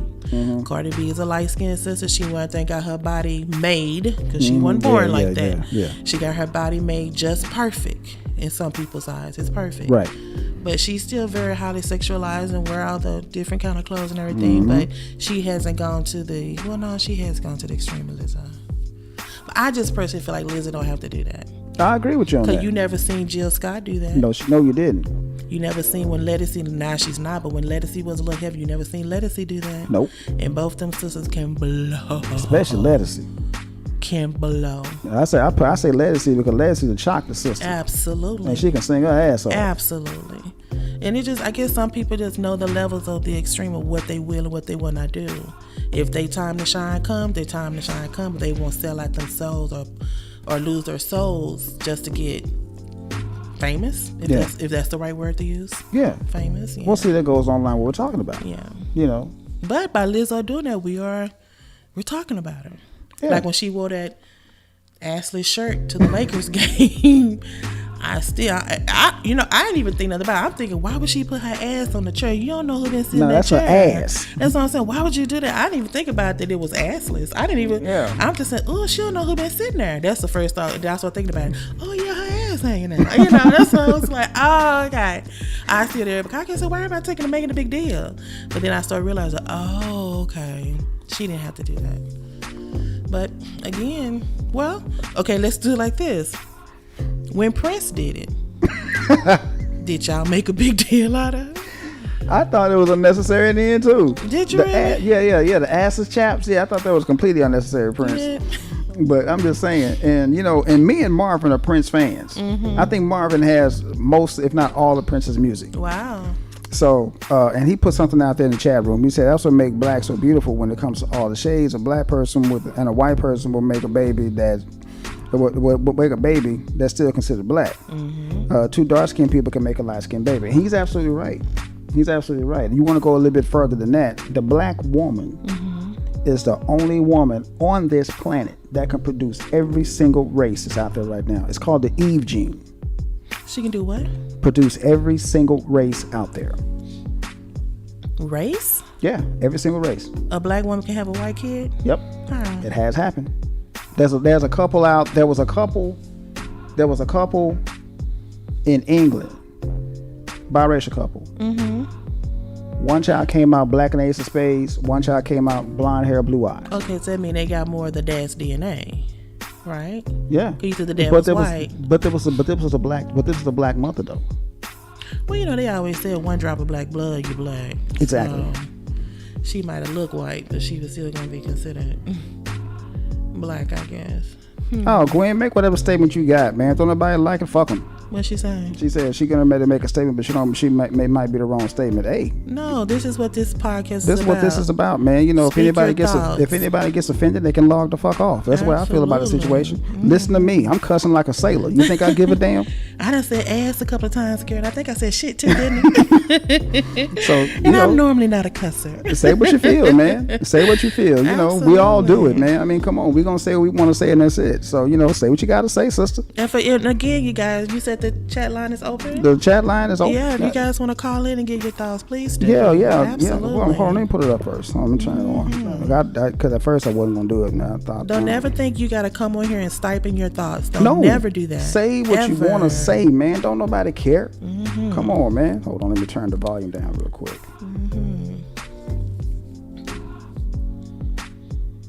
I don't know. I just thought, like I said, once she brought this topic up, I was like, I never really thought about that. Then it was just so many different stories out here and different articles and different books has been wrote about this topic. I'm like, wow, I didn't know it was like that major of a situation, It can be, you know what?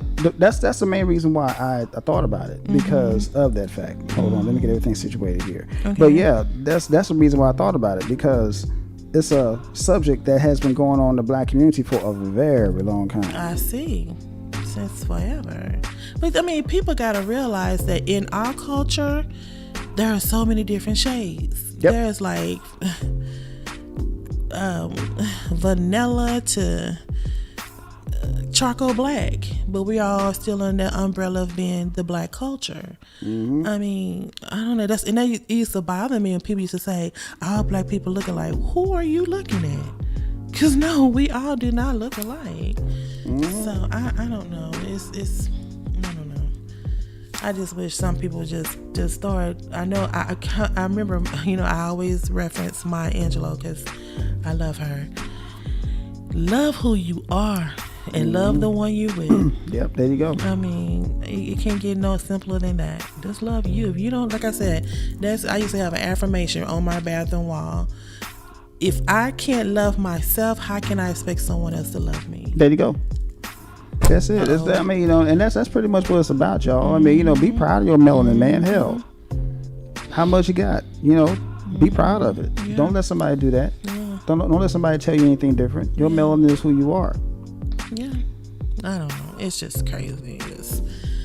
You just, like I said, you just don't know how people are thinking. Like, everybody want to have that little 15 minutes of fame, of course. Everybody want to be the popular kid in the group, of course. Now Gwen said, what's the number? Yeah. So, yeah, we're going to put the number back out of the chat room, y'all. If y'all want to call in, by all means, call in. I'm finna call it out right quick. The number is 469-638-3459. 469-638-3459. I'm also putting in the chat room. Yeah, she get ready to put it in the chat room, y'all. So if you want to call in, by all means, call in, because this is a very interesting subject, and I would love to hear a few people's opinions. So, yeah, call up. Call us up. Call us up. So she can better put it in now. So. It's so dark. Yeah, I know we ain't got the camera. Oh, sorry about the video, y'all. That's my fault. I didn't bring the camera this week, so that's why you're not seeing the video. That's why you got the splash screen up instead of just the video, because I know normally we would have the video. Right. So, but yeah, I forgot the camera. So. Okay, it's out there, guys. Oh, it's out there. And when you call, please, whatever's on your heart, Yeah, say whatever's it. on your heart, man. Say Speak what you gotta it. say, man. You know, so speak truth. Speak truth to power. Speak truth to power. Absolutely. So. And this is what this podcast is about. Because we want to know other cool, just us giving our thoughts. And I appreciate everybody that's been posting in the chat line. But if we can get somebody to call in as well. Oh, yeah, that'd be cool. That'd Get be your cool. thoughts and how you feel. And if you have any experiences or know anybody that had the experience, we'd love to hear it. Yeah. Because you just want to know what makes a person do that. Yeah, I mean, because I've always thought that was kind of odd that people would. You never wish you was darker? No. Well, I take that back. There was a couple times I wish I was darker. Why?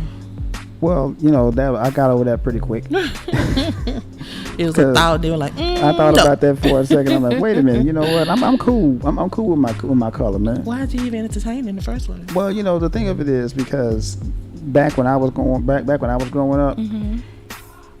all the tough guys were dark skinned dudes. Richard Roundtree. You know, Mr. T. So, you know, all the tough dudes, like, you know, dark skin, you know, alpha male. So you didn't think you could be tough for light skinned guys? But think about this, man. The light skinned dudes are getting their asses whooped. Let's just be honest. All my light skinned brothers out there, we was getting our asses whooped in the movies, were we not? What? Come on, man.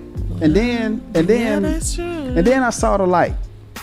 What light? The Last Dragon. I just been say what's his name? Tamak? Tiamat. Yeah. I saw The Last Dragon. Light skinned dude whooping ass. With good curly hair.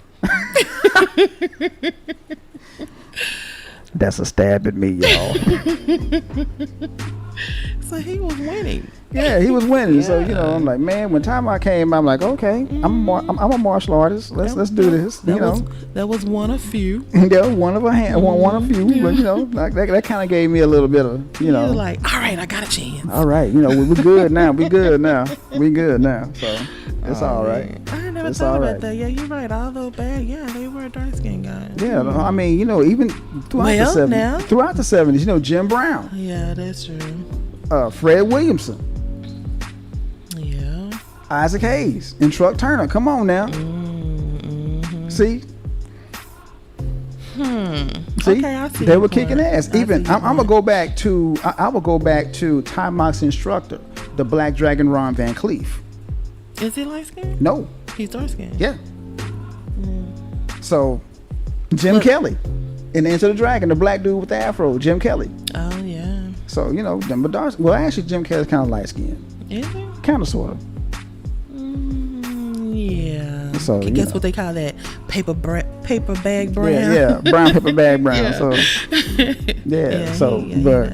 but yeah, all the tough guys were dark skinned. Yeah. So Well, now you have your Will Smiths and your Rocks and your yeah. who else light skinned? I guess it. Well, yeah, I guess so. Will Smith and The Rock, Who else? That's Vin it. Diesel, Is he black? half. Okay. And he light skinned. Yeah. Yeah. So, Wow. yeah. So, y'all came around. Y'all came around. That's good. Yeah, That's no real more ass good. whoopings. No more ass whoopings for the light skinned dudes. Y'all can fight now. Yeah, we can fight now. What you they know. say, you're winning. Yeah, we're winning right now because you know because even then we still got Wesley Snipes out there. He can kick ass. Michael J. White, Michael, yeah. he can damn sure whoop some ass. So you know, Wow. Okay, I see your point, but I just never thought you even entertained the idea. Even the little short moment that you did have it. I mean, it was brief. It was really brief. It was really brief. So you know, but for the most part, you know, I've always been proud of who I am, and what makes me who I am. Like, I would never ever want to be something that I'm not. I ain't never want to bleach my skin and be lighter. I know people that do that, that want to be lighter than what they already are, which I think is utterly ridiculous. But that's just my personal opinion. I know, put my business out there, my age out there. When Ambi soap first came out, Oh man, yeah. man, That shit was I know selling. they got rich off of my little friends alone. Of course. Yeah, because they had the whole thing that they could be lighter. I don't know. It's just, unbelievable. Yeah. So what if you had children and your children came home? They was picking at me in school. They was telling me I was dark skinned. What advice would you give your children? I would tell them, number one, if they picking on you, do what I taught you to do, and that's whoop ass and take names. So you want them to fight? Yeah. Yeah, you whoop that Over ass. name calling? Well, no. I mean, anybody can call you a name. Right. But I would say, whoop that ass if they put their hands on you. But that's just me, because I was never protection. I was never a big one of starting a fight myself. No, I'm just talking about like we were saying, what they call joining each other or shooting to shoot each other. Yeah. And your child took offense to it because all the kids started laughing. Well, see, thing of it is, and Marvin can back me up if you're still in the chat room, we used to snap on each other all the damn time. It was just a sport to us. Earlier, we did. We used to talk about each other all the damn time. And you never took offense to it? Nah, we never did, because we were friends. But what if somebody wasn't your friend, and then all the kids around start laughing? Well, see, when you grow up when you grow up the way that we grew up, you got to be able to take an insult or two. It's no big deal. No, I said these kids these days are soft. Yeah, man, they real soft now. I mean, they are soft. If you say your mama, what? My mama, here come the guns. Better nobody go to school tomorrow. I'm blowing up the school tomorrow. Exactly. Yeah, they real soft. You talk about my mama. Yeah. Okay, talk about his mama back. Absolutely. Damn. I mean, come on, it's that simple. So, but like I said, me and Marvin used to shoot the dozens with each other. We got a friend named Julian. I told you about him earlier. Yeah. So, and Leslie had a real good point. He said, kill him with the science of melanin. So, yeah, you're absolutely right. You're absolutely right. That's what you do. You kill him with the science of that melanin, because that's what you do, man. You kill him with those facts. Absolutely. Because Dr. Yusuf Ben Yakin, and I'm quite sure Leslie knows what I'm talking about. He said something really profound. He said something to the effect that white people don't hate us because we're black. They hate us because they're white. Because think about this. How many white people have you seen on the news here within the past 5 years that try to pass themselves off as black? Don't get me started on that. Now, we done had several. And it pissed me off. To the umpteenth pissed off. Now, that's self-hatred in reverse. Well, why though? Why? That makes no sense to me. Y'all treat us like dogs in the street, but when it comes to an economical benefactor, you okay with it? Yeah. No, sister. No. Be white. Be white. Gonna be white. But yeah, you're right. I understand. Yeah, I see what you're saying. But in this article that I read, they also said that light-skinned people are... I don't even want to read that. Not gonna read. Light-skinned people tend to be more healthier than dark-skinned people. I don't believe that. I don't believe that at all. I don't believe that at all. I mean, I don't believe that. I don't believe that. That's what it says. Now, I don't know. I'm trying to look and see when this study was done. But that's what it said. Most light-skinned people are tend to be more healthier than dark-skinned people. Which I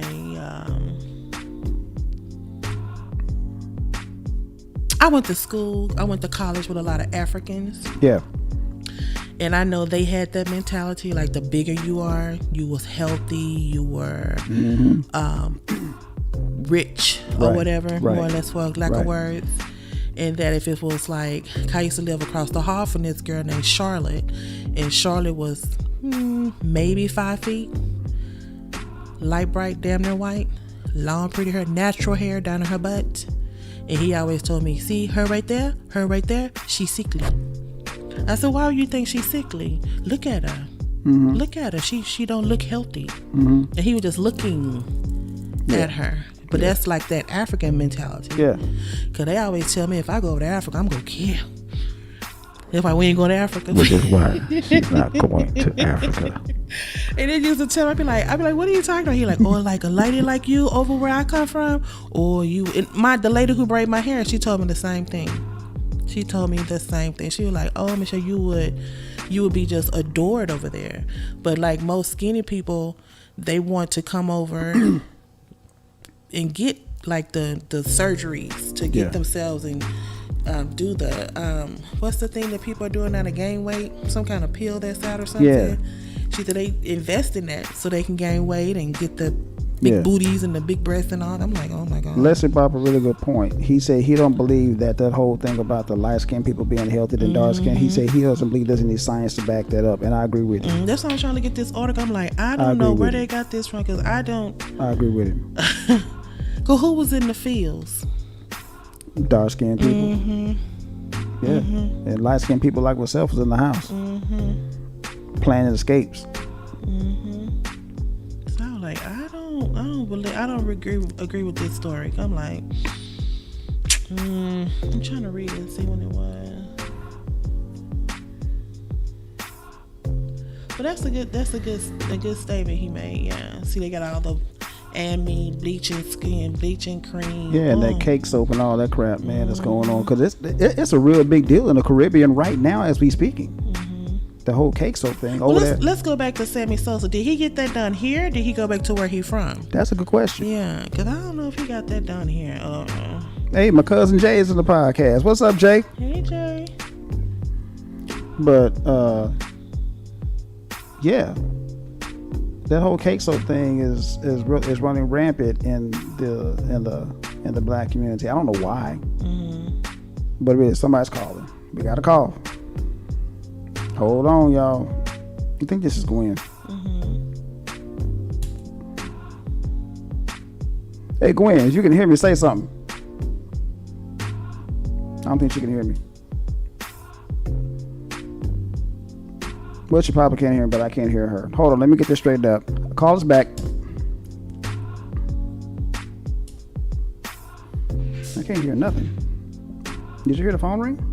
Canola, we can hear. I didn't hear the phone ring. I didn't hear it ring at all. Hold on. Let me get this straightened up. Hold on. Go ahead and read that article, babe, if you got it. Yeah, I'm looking for it. It's just they're talking about how a lot of colorism happens in the Black and Hispanic culture. You don't really hear about it in the European or white. Hold on, Gwen. Let me get this straightened up. White culture at all. Hold on, babe. Well, I guess you wouldn't really hear about it in the white culture because. Should go in a text and tell her to call us back so I get this straightened out. Okay, you wouldn't hear about it because they have nothing to. That's who they're trying to gravitate to is what they have. Yep. Tell the call back now. No, not right now. I'll tell her later. Okay, call. Let me say 5. I think this is Gwen. Yeah, that's a 214 number. Yeah, she 214. That's her. So, hold on, y'all. Having some little technical difficulties with the call in. So if you're trying to call in and I can't hear you, then that's on me. But yeah, I'm still reading the article, guy, because I'm curious too, like Leslie said, because I want to know when this study was done and who was the author or the composer of it, because some of the things that they are saying is just... That makes no sense. It doesn't. None at all. And she keeps saying that we've done research, and she alluded to there it goes. The Coming to America movie. She's alluded to the different bleaching creams and how she's spoken to different people, from the grandmothers, the great-grandmothers to the grandmothers to the parents. And this is how she composed this study. Tell the call now. Okay. Yeah, I had the speakers on. Okay. So she said I can say call now. Okay. Okay, Gwen, I just shoot your text to call now, sweetie. Oh no, I wanted it like back in the day when I wonder back in the day during slavery times. Did you think the slaves made fun of the ones that was in the considered like the house Negroes? Cause they were light skinned. You really didn't see any dark skin. I can hear the phone ringing. You really didn't see any dark skinned people working in the house. They was always in the fields. You can know we can hear it through the speaker on a headset. Oh yeah. Well, so much for the chat room. Tell her. It's not working. Yeah, it's not working today. We can't get the phones to work today, y'all. So hopefully next week we'll get it working. So, because I can't hear anything. Okay. I hear nothing. You can probably hear me, but I can't hear you. So I'll get that straightened out. Once I get that straightened out, we'll be okay. Let me test a few things around. Okay. So let's go here to the settings, and She said it went to busy. so what? She said the phone line went to busy. Oh, it did. Okay. Wonder why. Okay. Still not in there. Okay.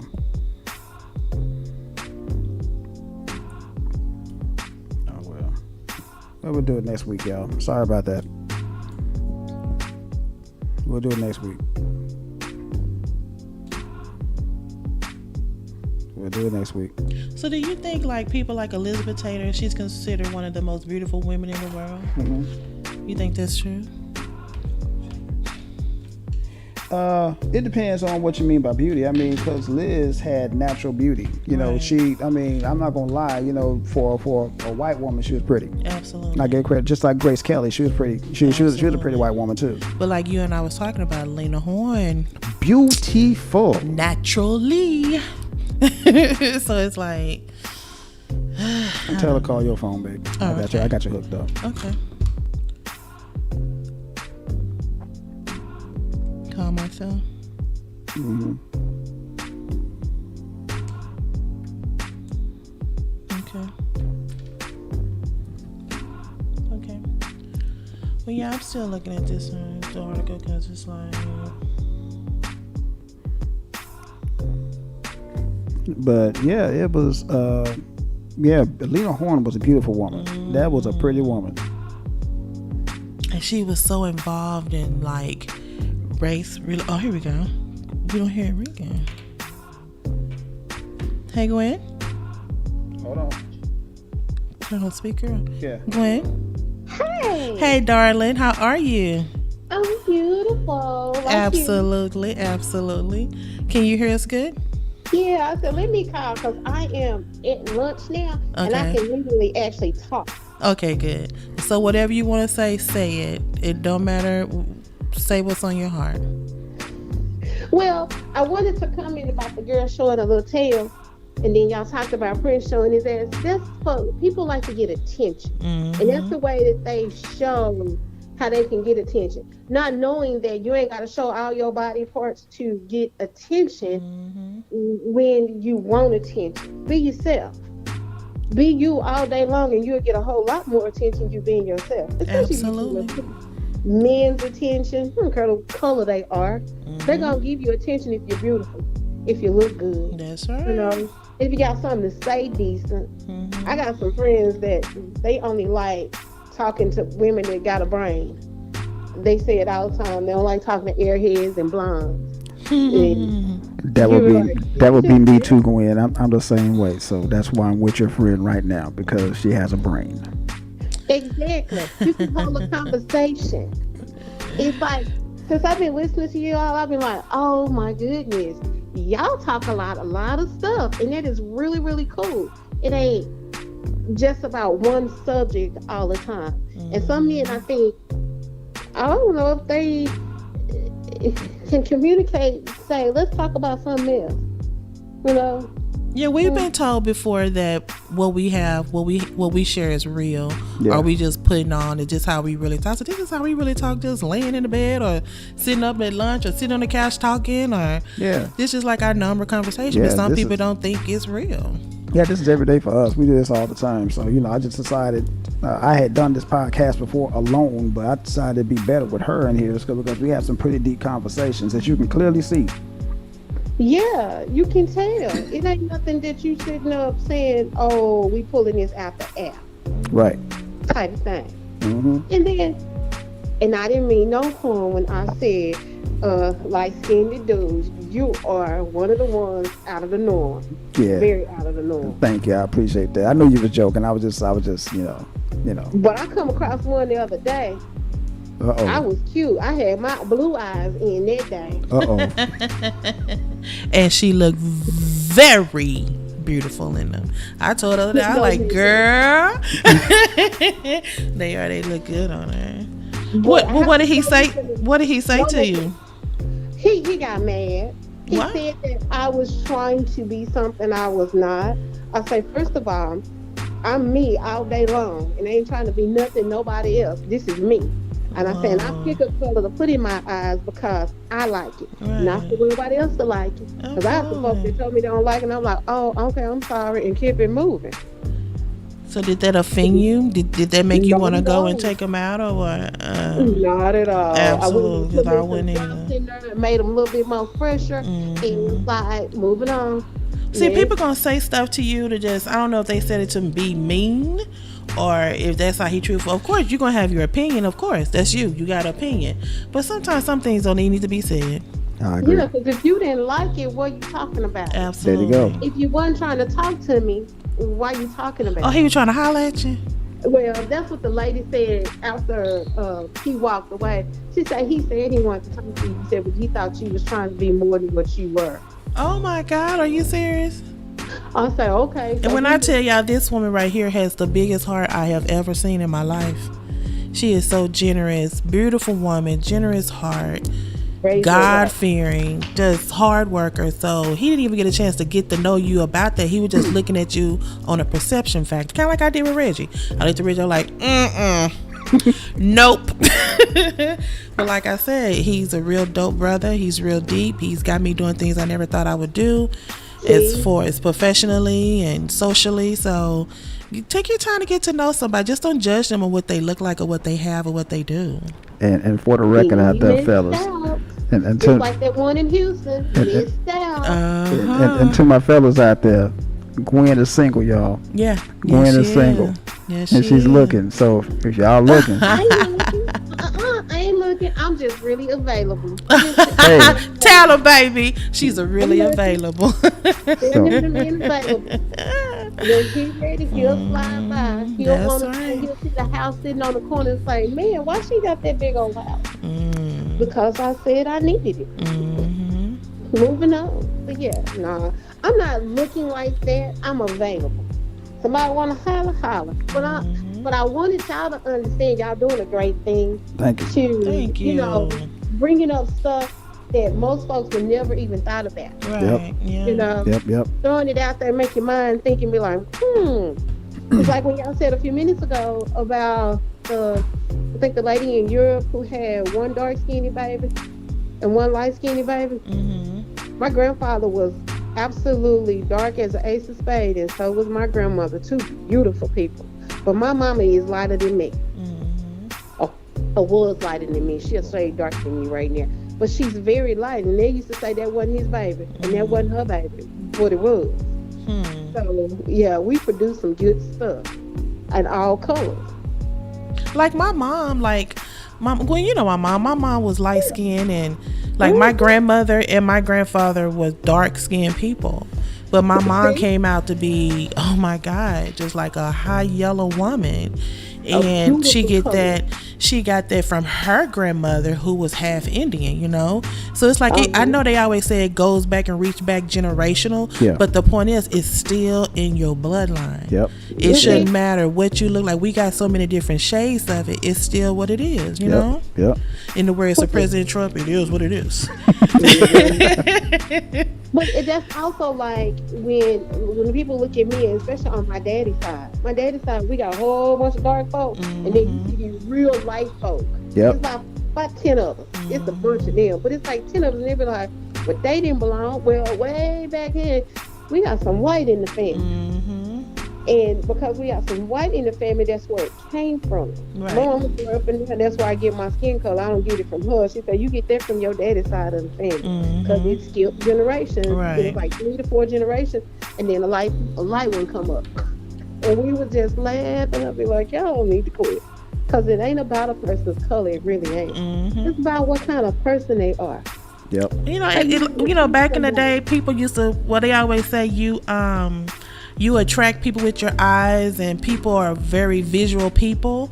I mean, of course, you know, everybody got their preference or whatever, but I just think we need to get out that mentality. Get to know somebody. You never know who that person is. Because like if I would have passed up on this brother right here, where would he could be with someone else right now, and I'll be missing out or whatever. But but I just took it upon myself, like, let me get to know him for myself. Just don't judge him by the way he look.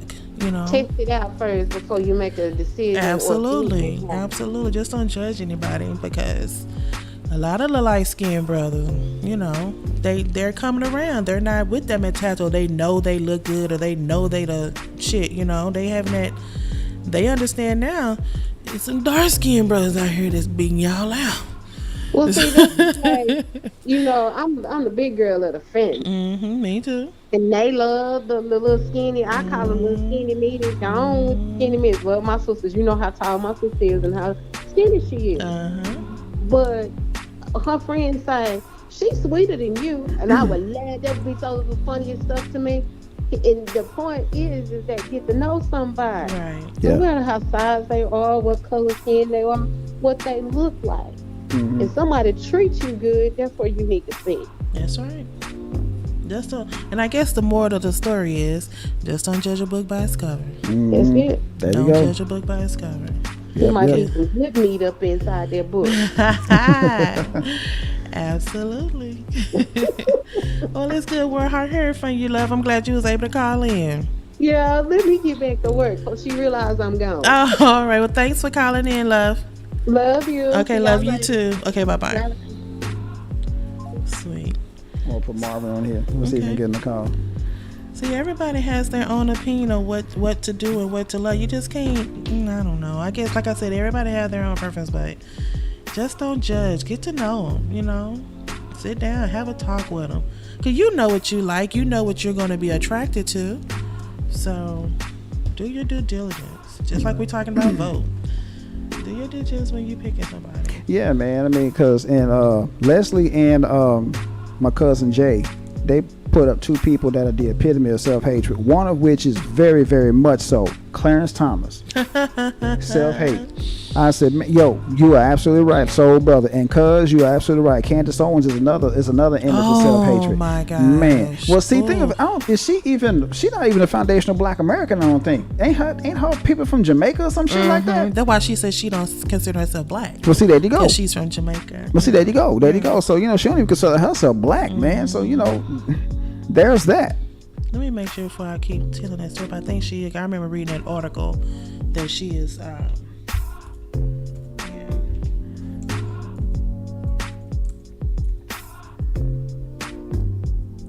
me pull it up just to make sure, because I remember reading it about her.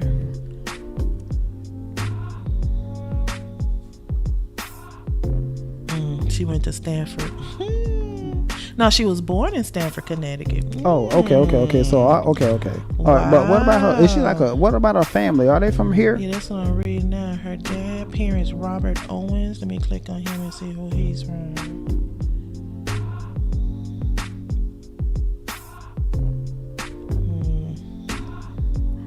I think she's like a second generation immigrant or some shit like that, if I make no mistake. I remember reading that too, and I said, and that's why I kept saying, oh, no wonder she spit the fire that she spitted, because that explains a lot. She don't relate. She cannot. She doesn't relate. Yeah. I mean, she's like she's like a second generation immigrant, if I made no mistake. I know she's something like that. I think her parents are from the Caribbean. Yeah. I'm trying to find it here. But then again, it's a lot of them. There's a lot of those Caribbeans out there that are very, very that hate themselves too. Mm-hmm. It's a bunch of them. Well, I know they say that they can't relate with Black people. Same thing to me, because if they pull you over, they ain't gonna be like, well, you have a dialect, we're not gonna arrest you. They're not gonna do that. Oh no, of course not. But they said that they can't relate to us because we are lazy. Now, I don't know where they got that from, and where they got that mentality from. Who works harder than a slave? Who works harder than a slave? Absolutely. Now, see, and that goes along the lines, we was talking about this earlier too. Mm-hmm. We was talking about that people judge Black people, but by the stereotypical Black people that you see on television and in the movies. So what? Her husband is white. I didn't know she was married. Are you surprised? No, not that I see him. No, but I didn't know she was married. I didn't know some man would have a woman in his life to speak like that. Well, you know who I used to feel like that about until she got told about herself. That's that Omarosa. Omarosa. Oh yeah, she thought she was on the illusion of inclusion. Trump brought her down a whole lot of pegs. Oh yeah, she thought she was on the illusion of inclusion. Well, I'm in here in the White House and I'm running under terms of Trump and blah blah blah. Trump like, get on up out of here. Mm-hmm. Get her to the door and get her on out of here. Didn't they change the locks on that head? Yes, too? they did. They talking about get now. They get going. Get go. Exactly. Get going. You get going with all that mess you bringing up in here. Yeah, she thought she was gonna go in there and run the White House. Trump said, I done used you, because that's what he did. He used her. That's pretty much what he did. And showed her how he felt about it. Exactly. And now she's talking about, he's a racist. He been a racist since the French. You think so? Exactly. Oh, really? You're not telling us no new news, honey. All right, Marvin's calling. Okay. I don't hear nothing. Hey, yo, what's up, bro? Yo. I heard something. Hello? What's up, Nas? Yo, can you hear me? Hey, Nas. We can hear you. Hello? Yo, Nas. Check. Yeah, what's up? Oh, he can't hear me. Let me call you back. Call you back. Yeah, it's like it's going in and out or something. This is maybe yours. Okay. Okay, let's try this. Can you hear me now, Nas? You still on? Let me call him back. Like the music came up a little louder.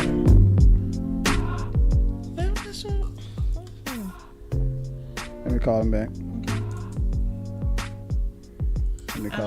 I'm just waiting to hear his perspective, because he dropped some real science on us last week, so No doubt. I'm excited to hear his perspective on that topic. I'm trying to figure out how come this thing don't sound. I know why. Hold on. I know why. You heard me? Yeah, we got you now. It was going through my Bluetooth. Can you hear me good? I hear you. Cool. Dark skin, sexy chocolate from coming back. Yes, Get it y'all twisted are. like Keith Sweat. Get it Oh, twisted. Keith Sweat. Oh, yeah. Get it twisted. Because at that time, Keith Washington was out, and then Oh, Keith yeah. Sweat just blew old Keith out the water. Yeah. Oh, yeah. How you doing, sir? All right, how you doing? I'm now? doing good. I was just telling Reg, I'm just waiting to hear your perspective on today's topic, because you threw us some science last week. Well, you know, I threw out a little something a while ago. I was trying to text, you know. So Go ahead and speak your trying to text mind. and flex at the same time. Mm-hmm. All right, yo. Good hearing from you all. Hey, man, the floor is yours, dude. Do you? Oh man, it's an honor to be here. First of all, Lord, for another day. Of course. I ain't deep in the religion, but I believe in the Almighty upstairs, so I ain't gonna quote no Bible verse. So, but anyway, yeah, we was talking about melanin and self-hatred and all that, right? Right. Yeah, and kind of last week that kind of dives into the coon Exactly. situation that we was talking about. Right. That's why I came up with the subject. So because they can segue into the one we did last week. Yeah. All right, but this thing with us that we have, we tend to have a self-hatred amongst each other. I remember Chris Rock did a skit called the N-word versus blacks or whatever, black people versus the N-word. I don't really say the word, but we all know what it means. Oh yeah. So yeah. See, But, babe, I ain't the only yeah, one to stop I saying was that just word. gonna say that. Why don't? Okay, Reggie explained to me why he doesn't use it. Why don't you use it? I have a bad habit of use it. I apologize, but why don't you use it? No, don't apologize for it. No, I'm trying to get better, because it's like once I really. And the reason The reason is that I don't is because when I hear a white person call themselves in terms of endearment that's an insult to them, then because I've never heard a white person say, "Hey, my cracker," "Hey, my peckerwood." Hey, what's up, Pink Toe? Yeah, you're I ain't got no right. face. Yeah, you're right. You're right. Yeah. So you can learn a lot from a dummy, as the commercial say. That's right.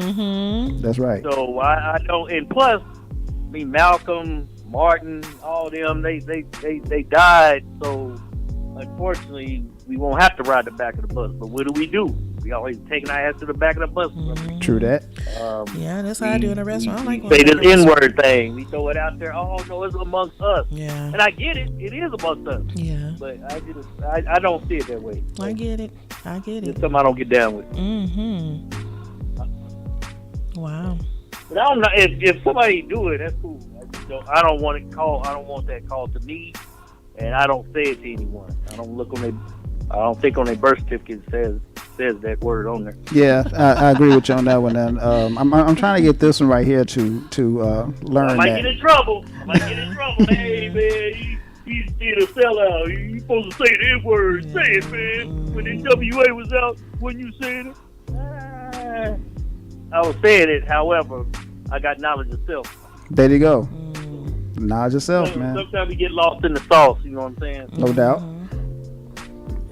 Yeah, I must admit, cause like Reggie also, like I said, I've learned so much from him. He's given me the perspective. Also, black people can't be racist. No, hell no. Yeah. We can never be racist. Yeah, and I used to tell my sister all the time. He's like, a white person say that I'm racist. Yeah.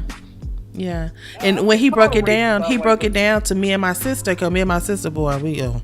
Especially, I think my sister, she knows. I'm not gonna put her on Front Street, but she knows it's nothing. It's not anything private. She tell people to me I'm racist, and so Reggie explained to her, you can't be racist. Nope. You cannot be racist. You don't have the power. Black people right. have the power. That's the same thing he told us. I was like, how is that? Then he broke it down to we like, we can't. We don't okay. control any financial institutions. We don't control the media outlet.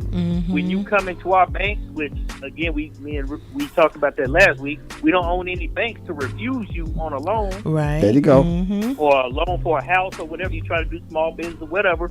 So we don't control any of that. We don't control the education in this country. Nope. Wow. And anybody that can convince you that Jesus is white, they control.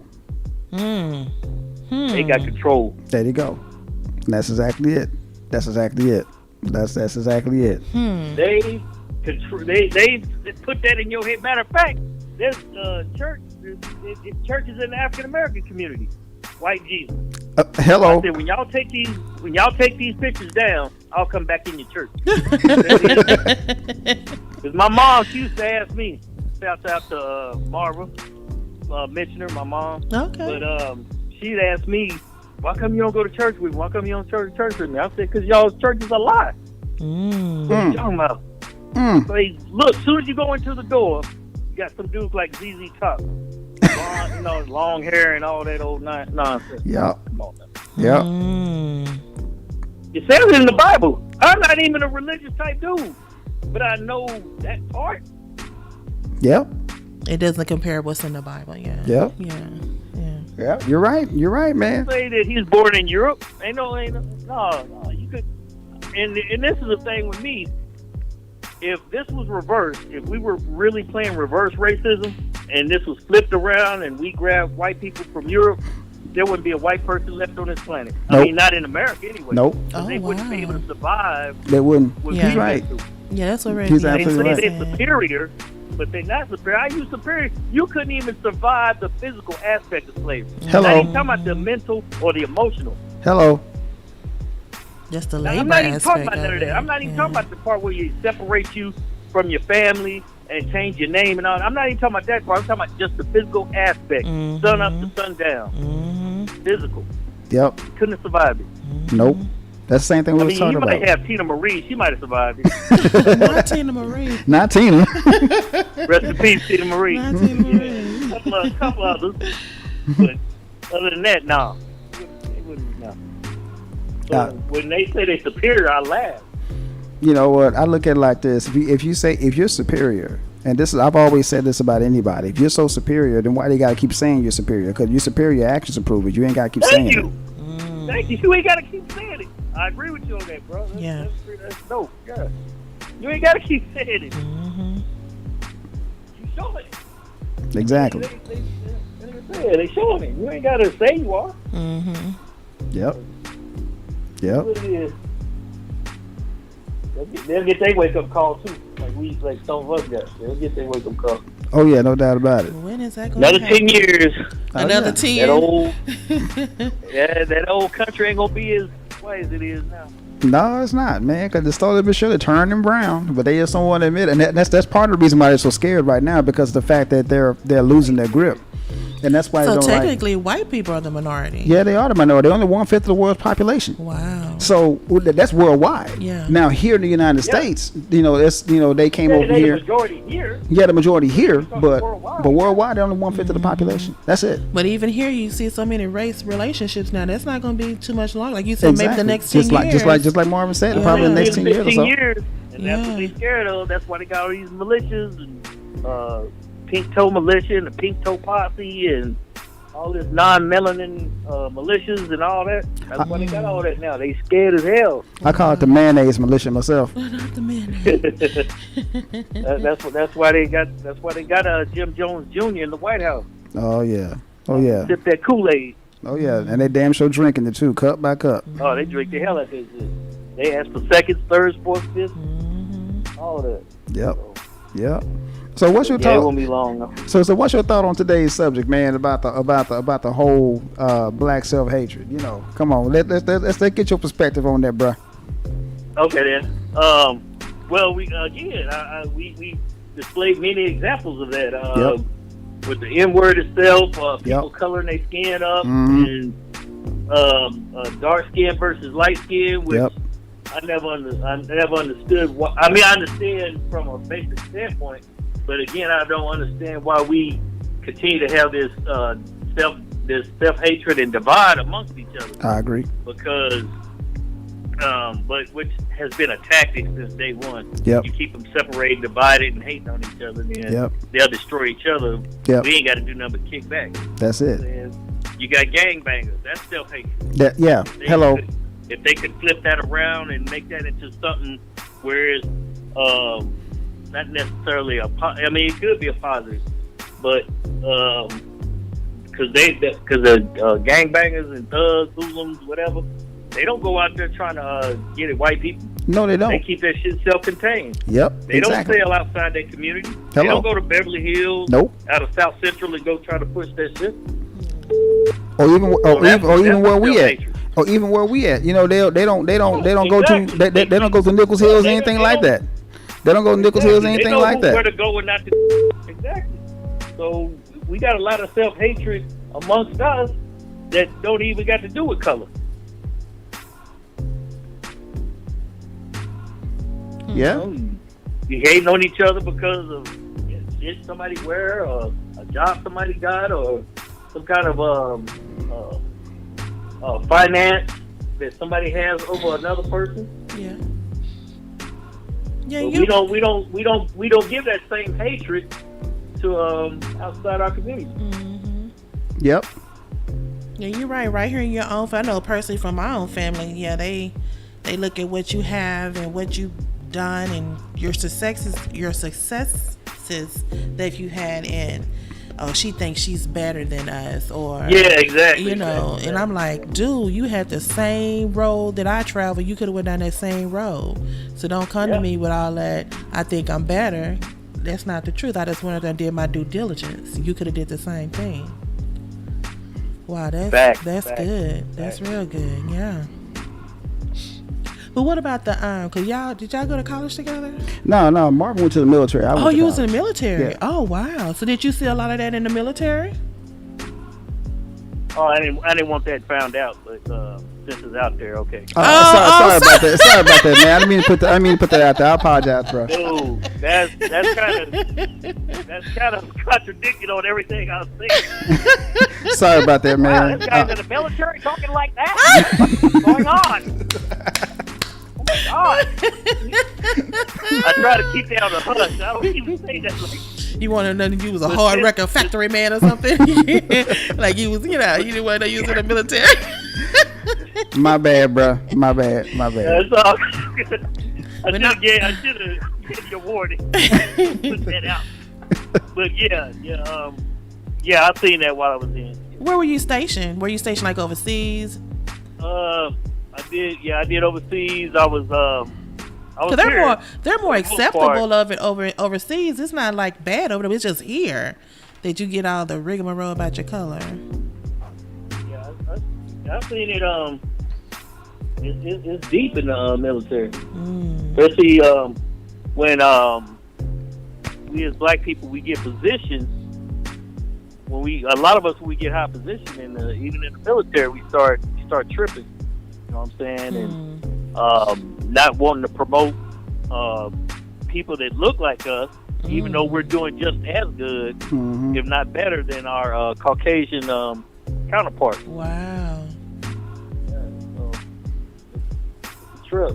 It is. Well, I know, like when my dad was in the service, I used to talk to my dad all the time because he was in the service as well, and like. My dad, his brother, another one, his brother, all went to the service. They all came back with stories about how they used to date all the Japanese women over there and how they took good care of them over there, and they wish they would have brought them back. I had a couple of cousins who did bring, like they came home and they went back and got her and brought them back over here. Yeah, because they would start comparing like how she treated him when he was in the service to when he came home and he met me, and they were like, oh, okay, you got a problem, you got an attitude problem. Let me go back over here and get Ming Lee, and brought Ming Lee back over here. They got married, had the mixed kids, blah blah blah blah. So I was just wondering, what was the difference that they showed you? Is like, was it more of like a common factor or more of a treated you like a king factor? I always wondered about that. Why men? Are you talking about you talking about the women? Yeah, like why do men go to the military? They end up bringing back like. Oh, okay. Well, first thing is the women in these different countries, they looking for a come up too. Oh, okay. You know what I'm saying? Especially them love you long time type countries. Yeah, that's what, like I said, I have a couple of countries. I might have a couple of countries. Yeah, I mean, cousins. That's who they brought back over here. Those, yeah. Yeah, they've been taught since they were little to if you're gonna get you somebody, if you're gonna date out, get your white man, and he'll take you over to America and treat you right, and yeah, you got to be submissive, but you already are that. Woo. So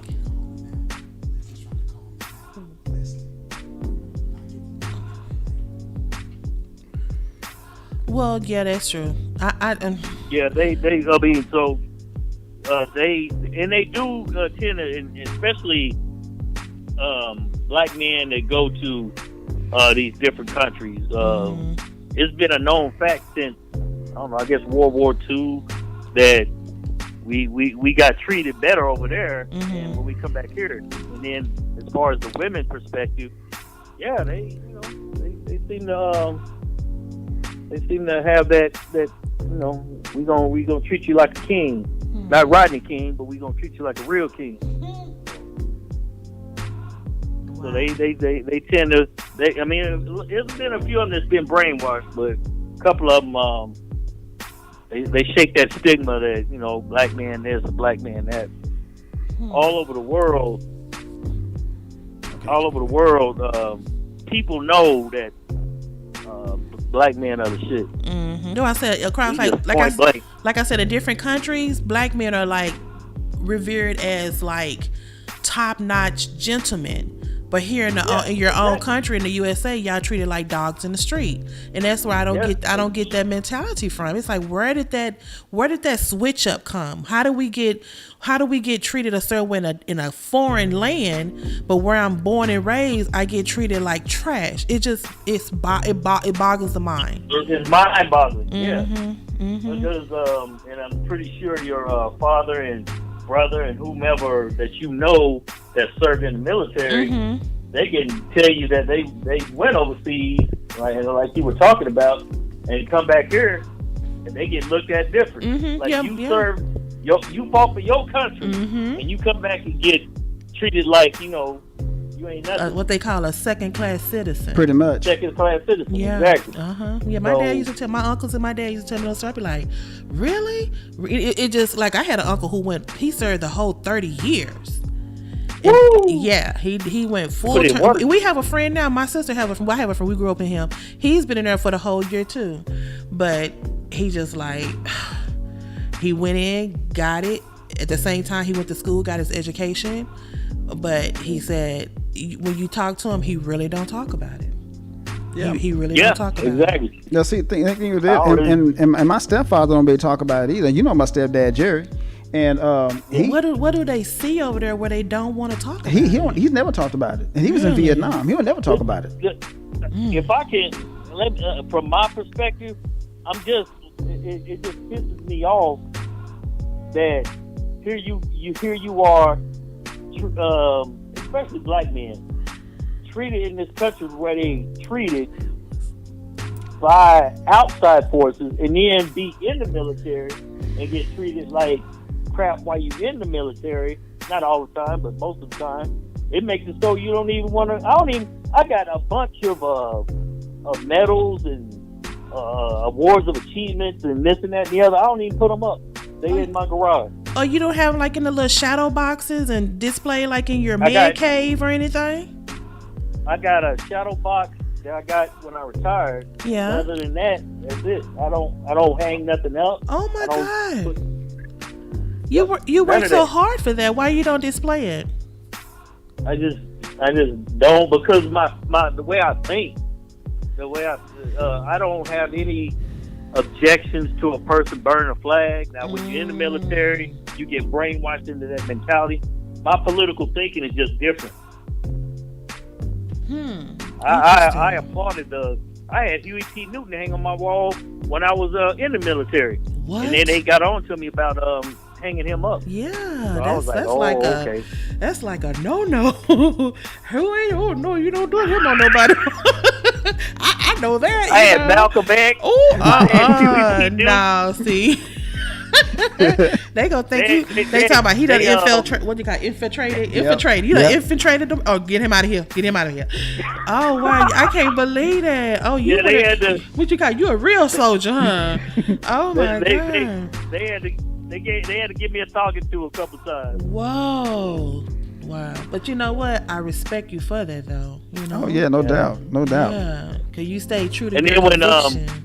the thing that came up, and I'm not trying to change the subject or anything, but when it came up, when Obama became president, they still had George Bush's pictures up. Yep. And I went to public affairs and I asked him, why do y'all still have his pictures up when he isn't even president anymore? Ooh. And they was like, well, we haven't got the official pictures yet. I was like, I got all kind of pictures of them. You want 8x10s, wallets, 7x15s? What you want? You gonna give him This too? man's picture shouldn't be up though. Well, you know, Trump doesn't have any Obama pictures up. He had them all removed and put them down in the basement. Oh, you already know why that is. Yeah. He couldn't stand Obama. He said everybody else pictures up except for Obama. Yeah, he couldn't stand Obama. Yeah. That dude, boy. That's crazy. I'm like I said, if you know. Man, he is like obsessed with dude. He obsessed with Obama, boy. Right. I think he a little insecure. You know what? And I've always said that, Nas, that, you know, I think he's very insecure because Obama is everything that he wishes to be.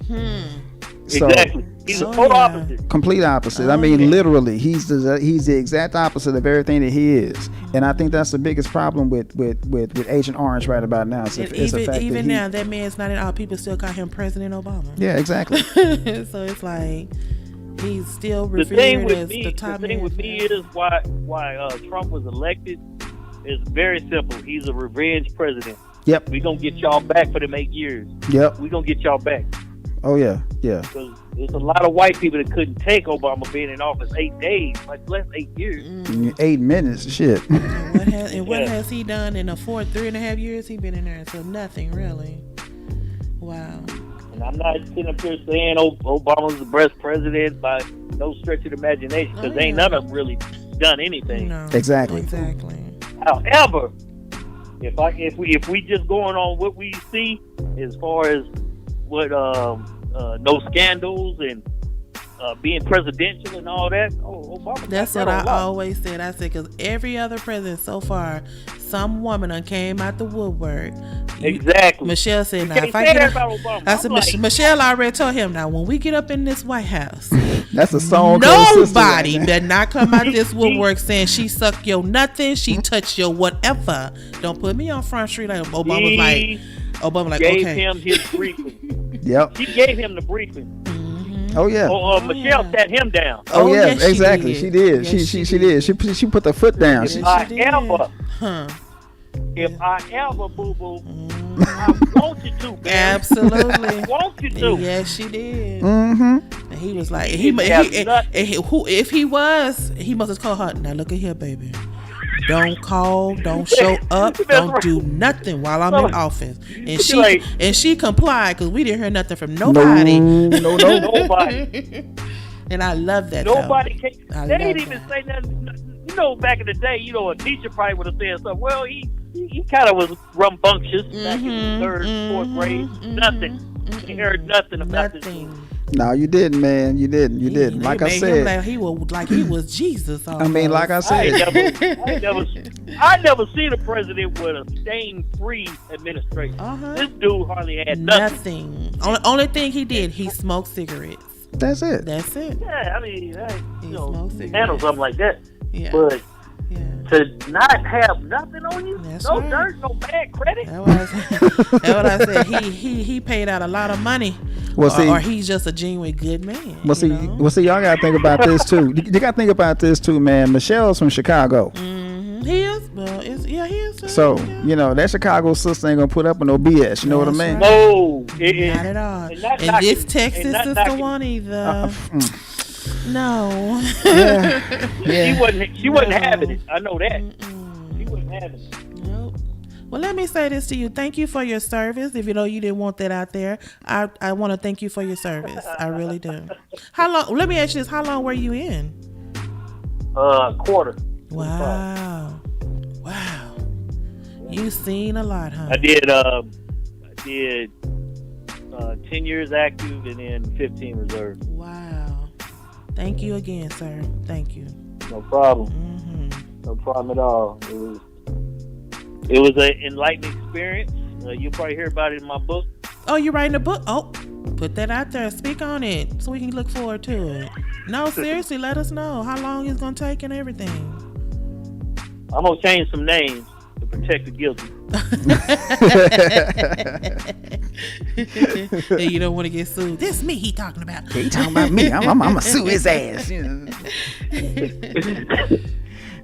Yes, indeed. But no, it was cool, man. When I got in, I mean, I think I was 18 because I graduated 17 and tried to go to school for about a year. So yeah, I guess I was 18 or 19 going in, but it was definitely experience though. One more personal question. Why didn't you go to college? Why did you choose college over the military? I mean, why did you choose the military over college? Because that was in what, the 80s?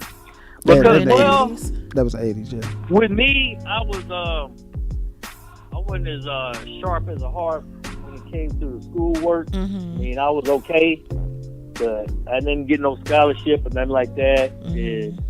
And at the time, I was thinking, damn, I can't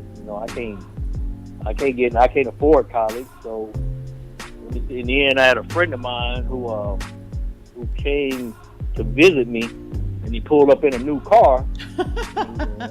That's what sold it, huh? That sold it. I was like, you got that from being in the military? Sign me up. And at the time, he wasn't in but maybe a year. Wow. He pulled up in this new ride. So I'm like, what? He's like, yeah, man, you do about 4 years. That's it. I was like, okay. So they got me with that one. I mean, well, he wasn't trying to put me in or anything like that. But I was like, okay, let me do that. I got to do something because I can't be on these streets. And I've seen dudes trying to be Scarface and oh man, not yeah. Scarface. Oh yeah. Scarface the rapper or Scarface the drug dealer? The drug dealer. No, I'm talking wow. about Tony Montana. Antonio Montana. Well, yeah, the 80s. Oh, yeah, the 80s. It was very prevalent. Everybody trying to move them packets. That wasn't me, and I'm allergic to gel and pain and bullets. Orange is not your color. Oh no, no, not at all. No. New black. See, you know, because and it was the same deal with me too. I mean, because like, you know, I'm like Marvin. You know, I'm allergic to jail. I'm allergic to getting arrested. So, you know, I'm sorry. All that. I never smoked weed before in my life. Me neither. Knocking it. I don't knock it, but I never done it. That's how I am. I don't care who do it. You do it. I just never done it. I just never done it. I just never been on that tip. Yeah. I mean, I think it should be legal. Yeah. However, even if it was legal, it's curing more diseases and ailments than anything else. So yeah, I really do too. Why not? Yeah. I just wouldn't do it, but I don't knock nobody that does it. Yeah, me neither. I think it should be. Oh yeah. Wow. I agree. Very profound. Good. Well, you know, as usual, brother, we appreciate you calling in, man. You know, here's another week. You just drop us with some knowledge. For sure. We're just gonna go and make you a cocoa host. Just gonna go. We're gonna go and put your picture right there in the middle of the skim that's up right now.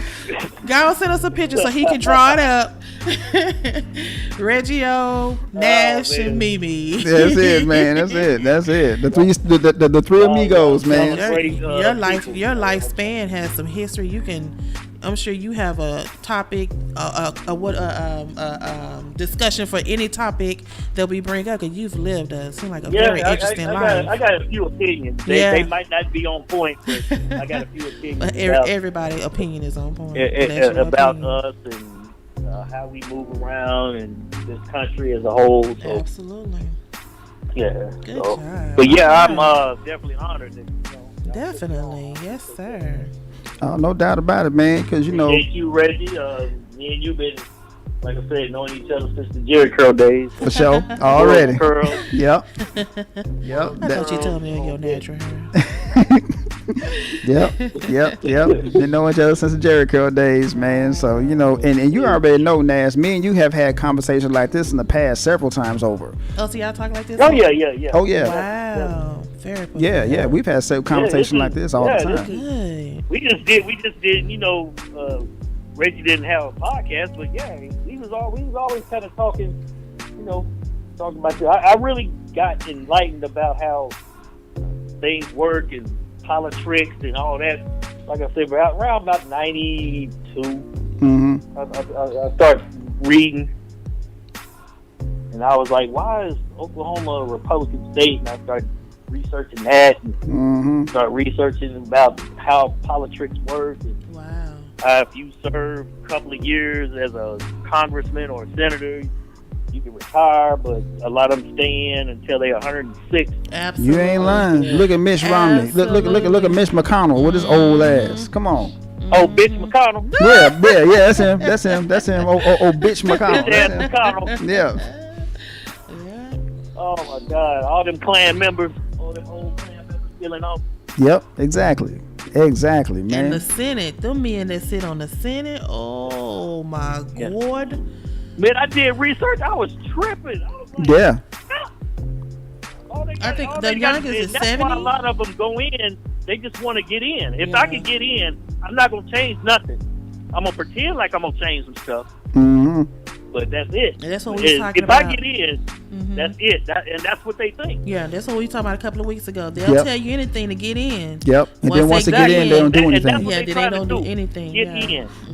They say anything to get in. But once they get in, them lobbyists will be palming them hands, and NRA and all them people, all these people that's actually buying them. Right. Hey, hell, I kick back. I ain't got to do nothing else. And then when they come back to town, you be like, "Well, you promised you was gonna do that." They be like, "My hands are tied. I tried to do it." Instead of collecting that 6-figure check. Yep, exactly.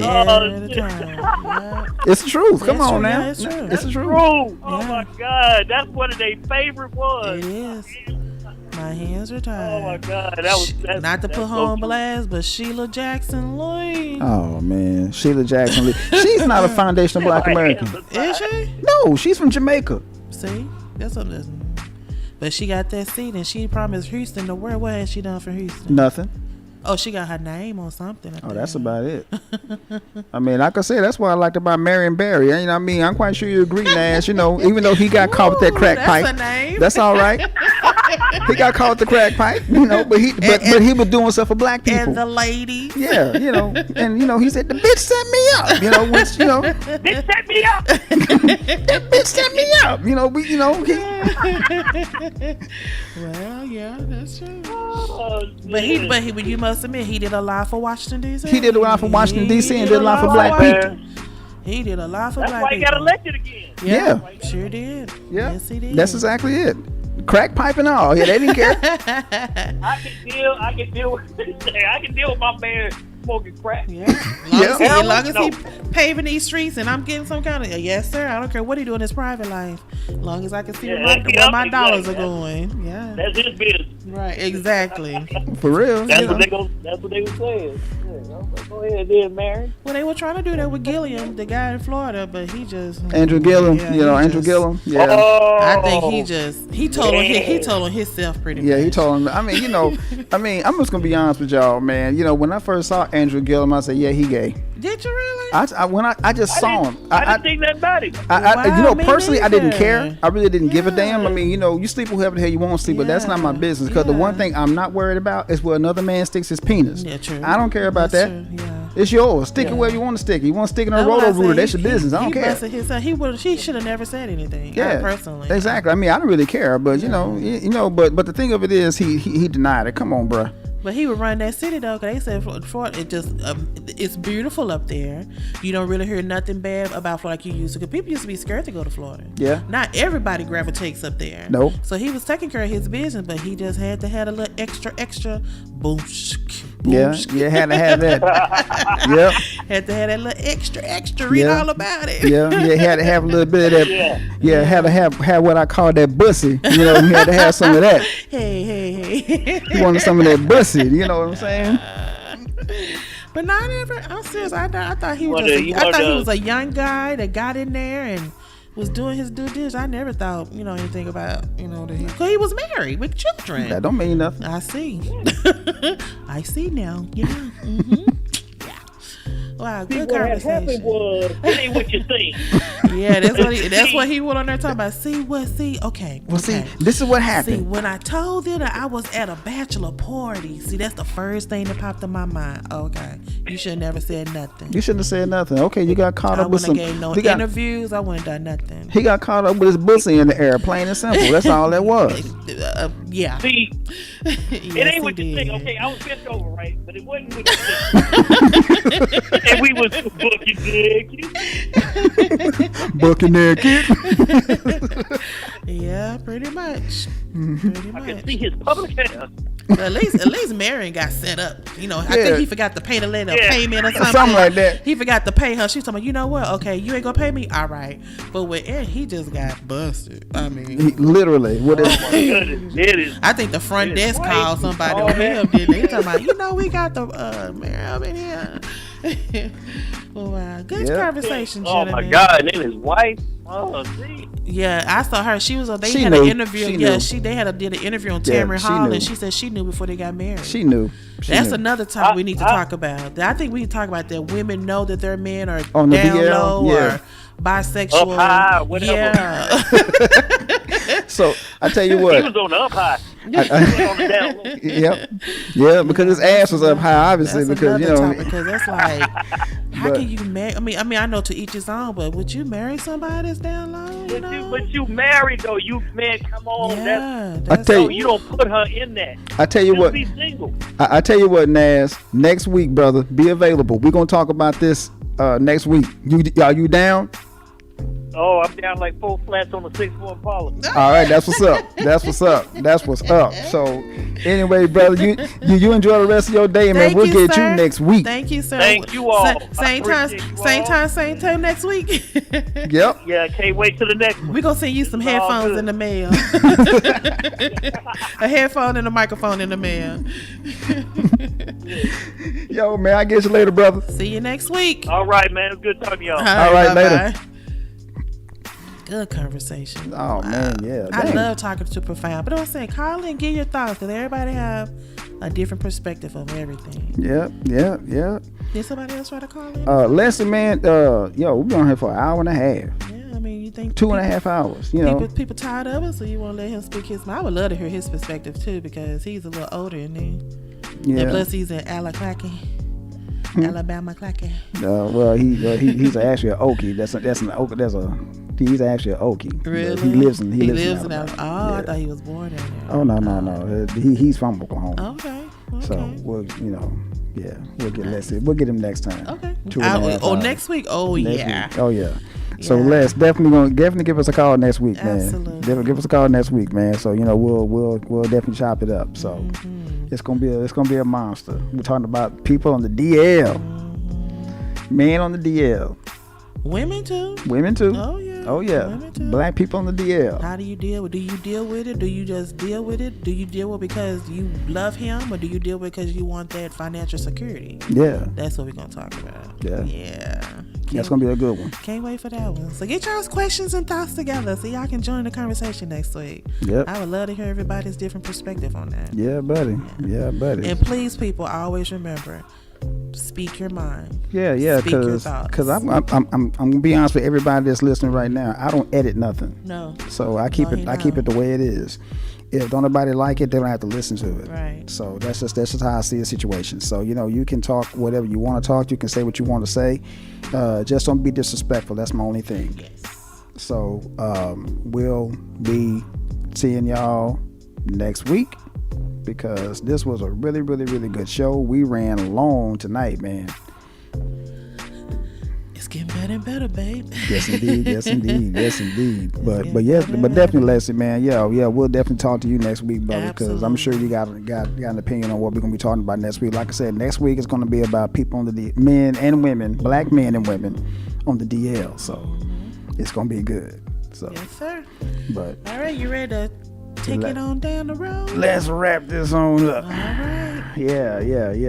We had a really good show today. Yes, we did. Yes, we did. Yeah, and I thank you for being my co-host, baby. Absolutely. Thank you for letting me be here with you. 'Cause like I told you, it's different. I love it. Yeah. Share a little your time with you. Oh yeah, no doubt about it. It's our thing. Let us stop. They already done told us we getting off topic. Oh yeah. So, All right, y'all. but anyway, hit the like button and subscribe to the show if you haven't already done it.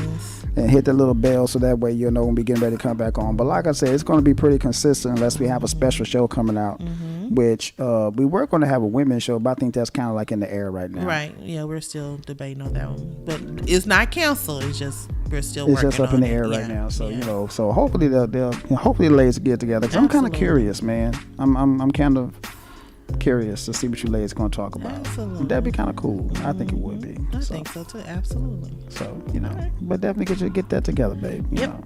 Yeah. All the time. Yes, indeed. So, as usual, I am Reggio. And I am Mimi the lady. And we out, y'all. Bye.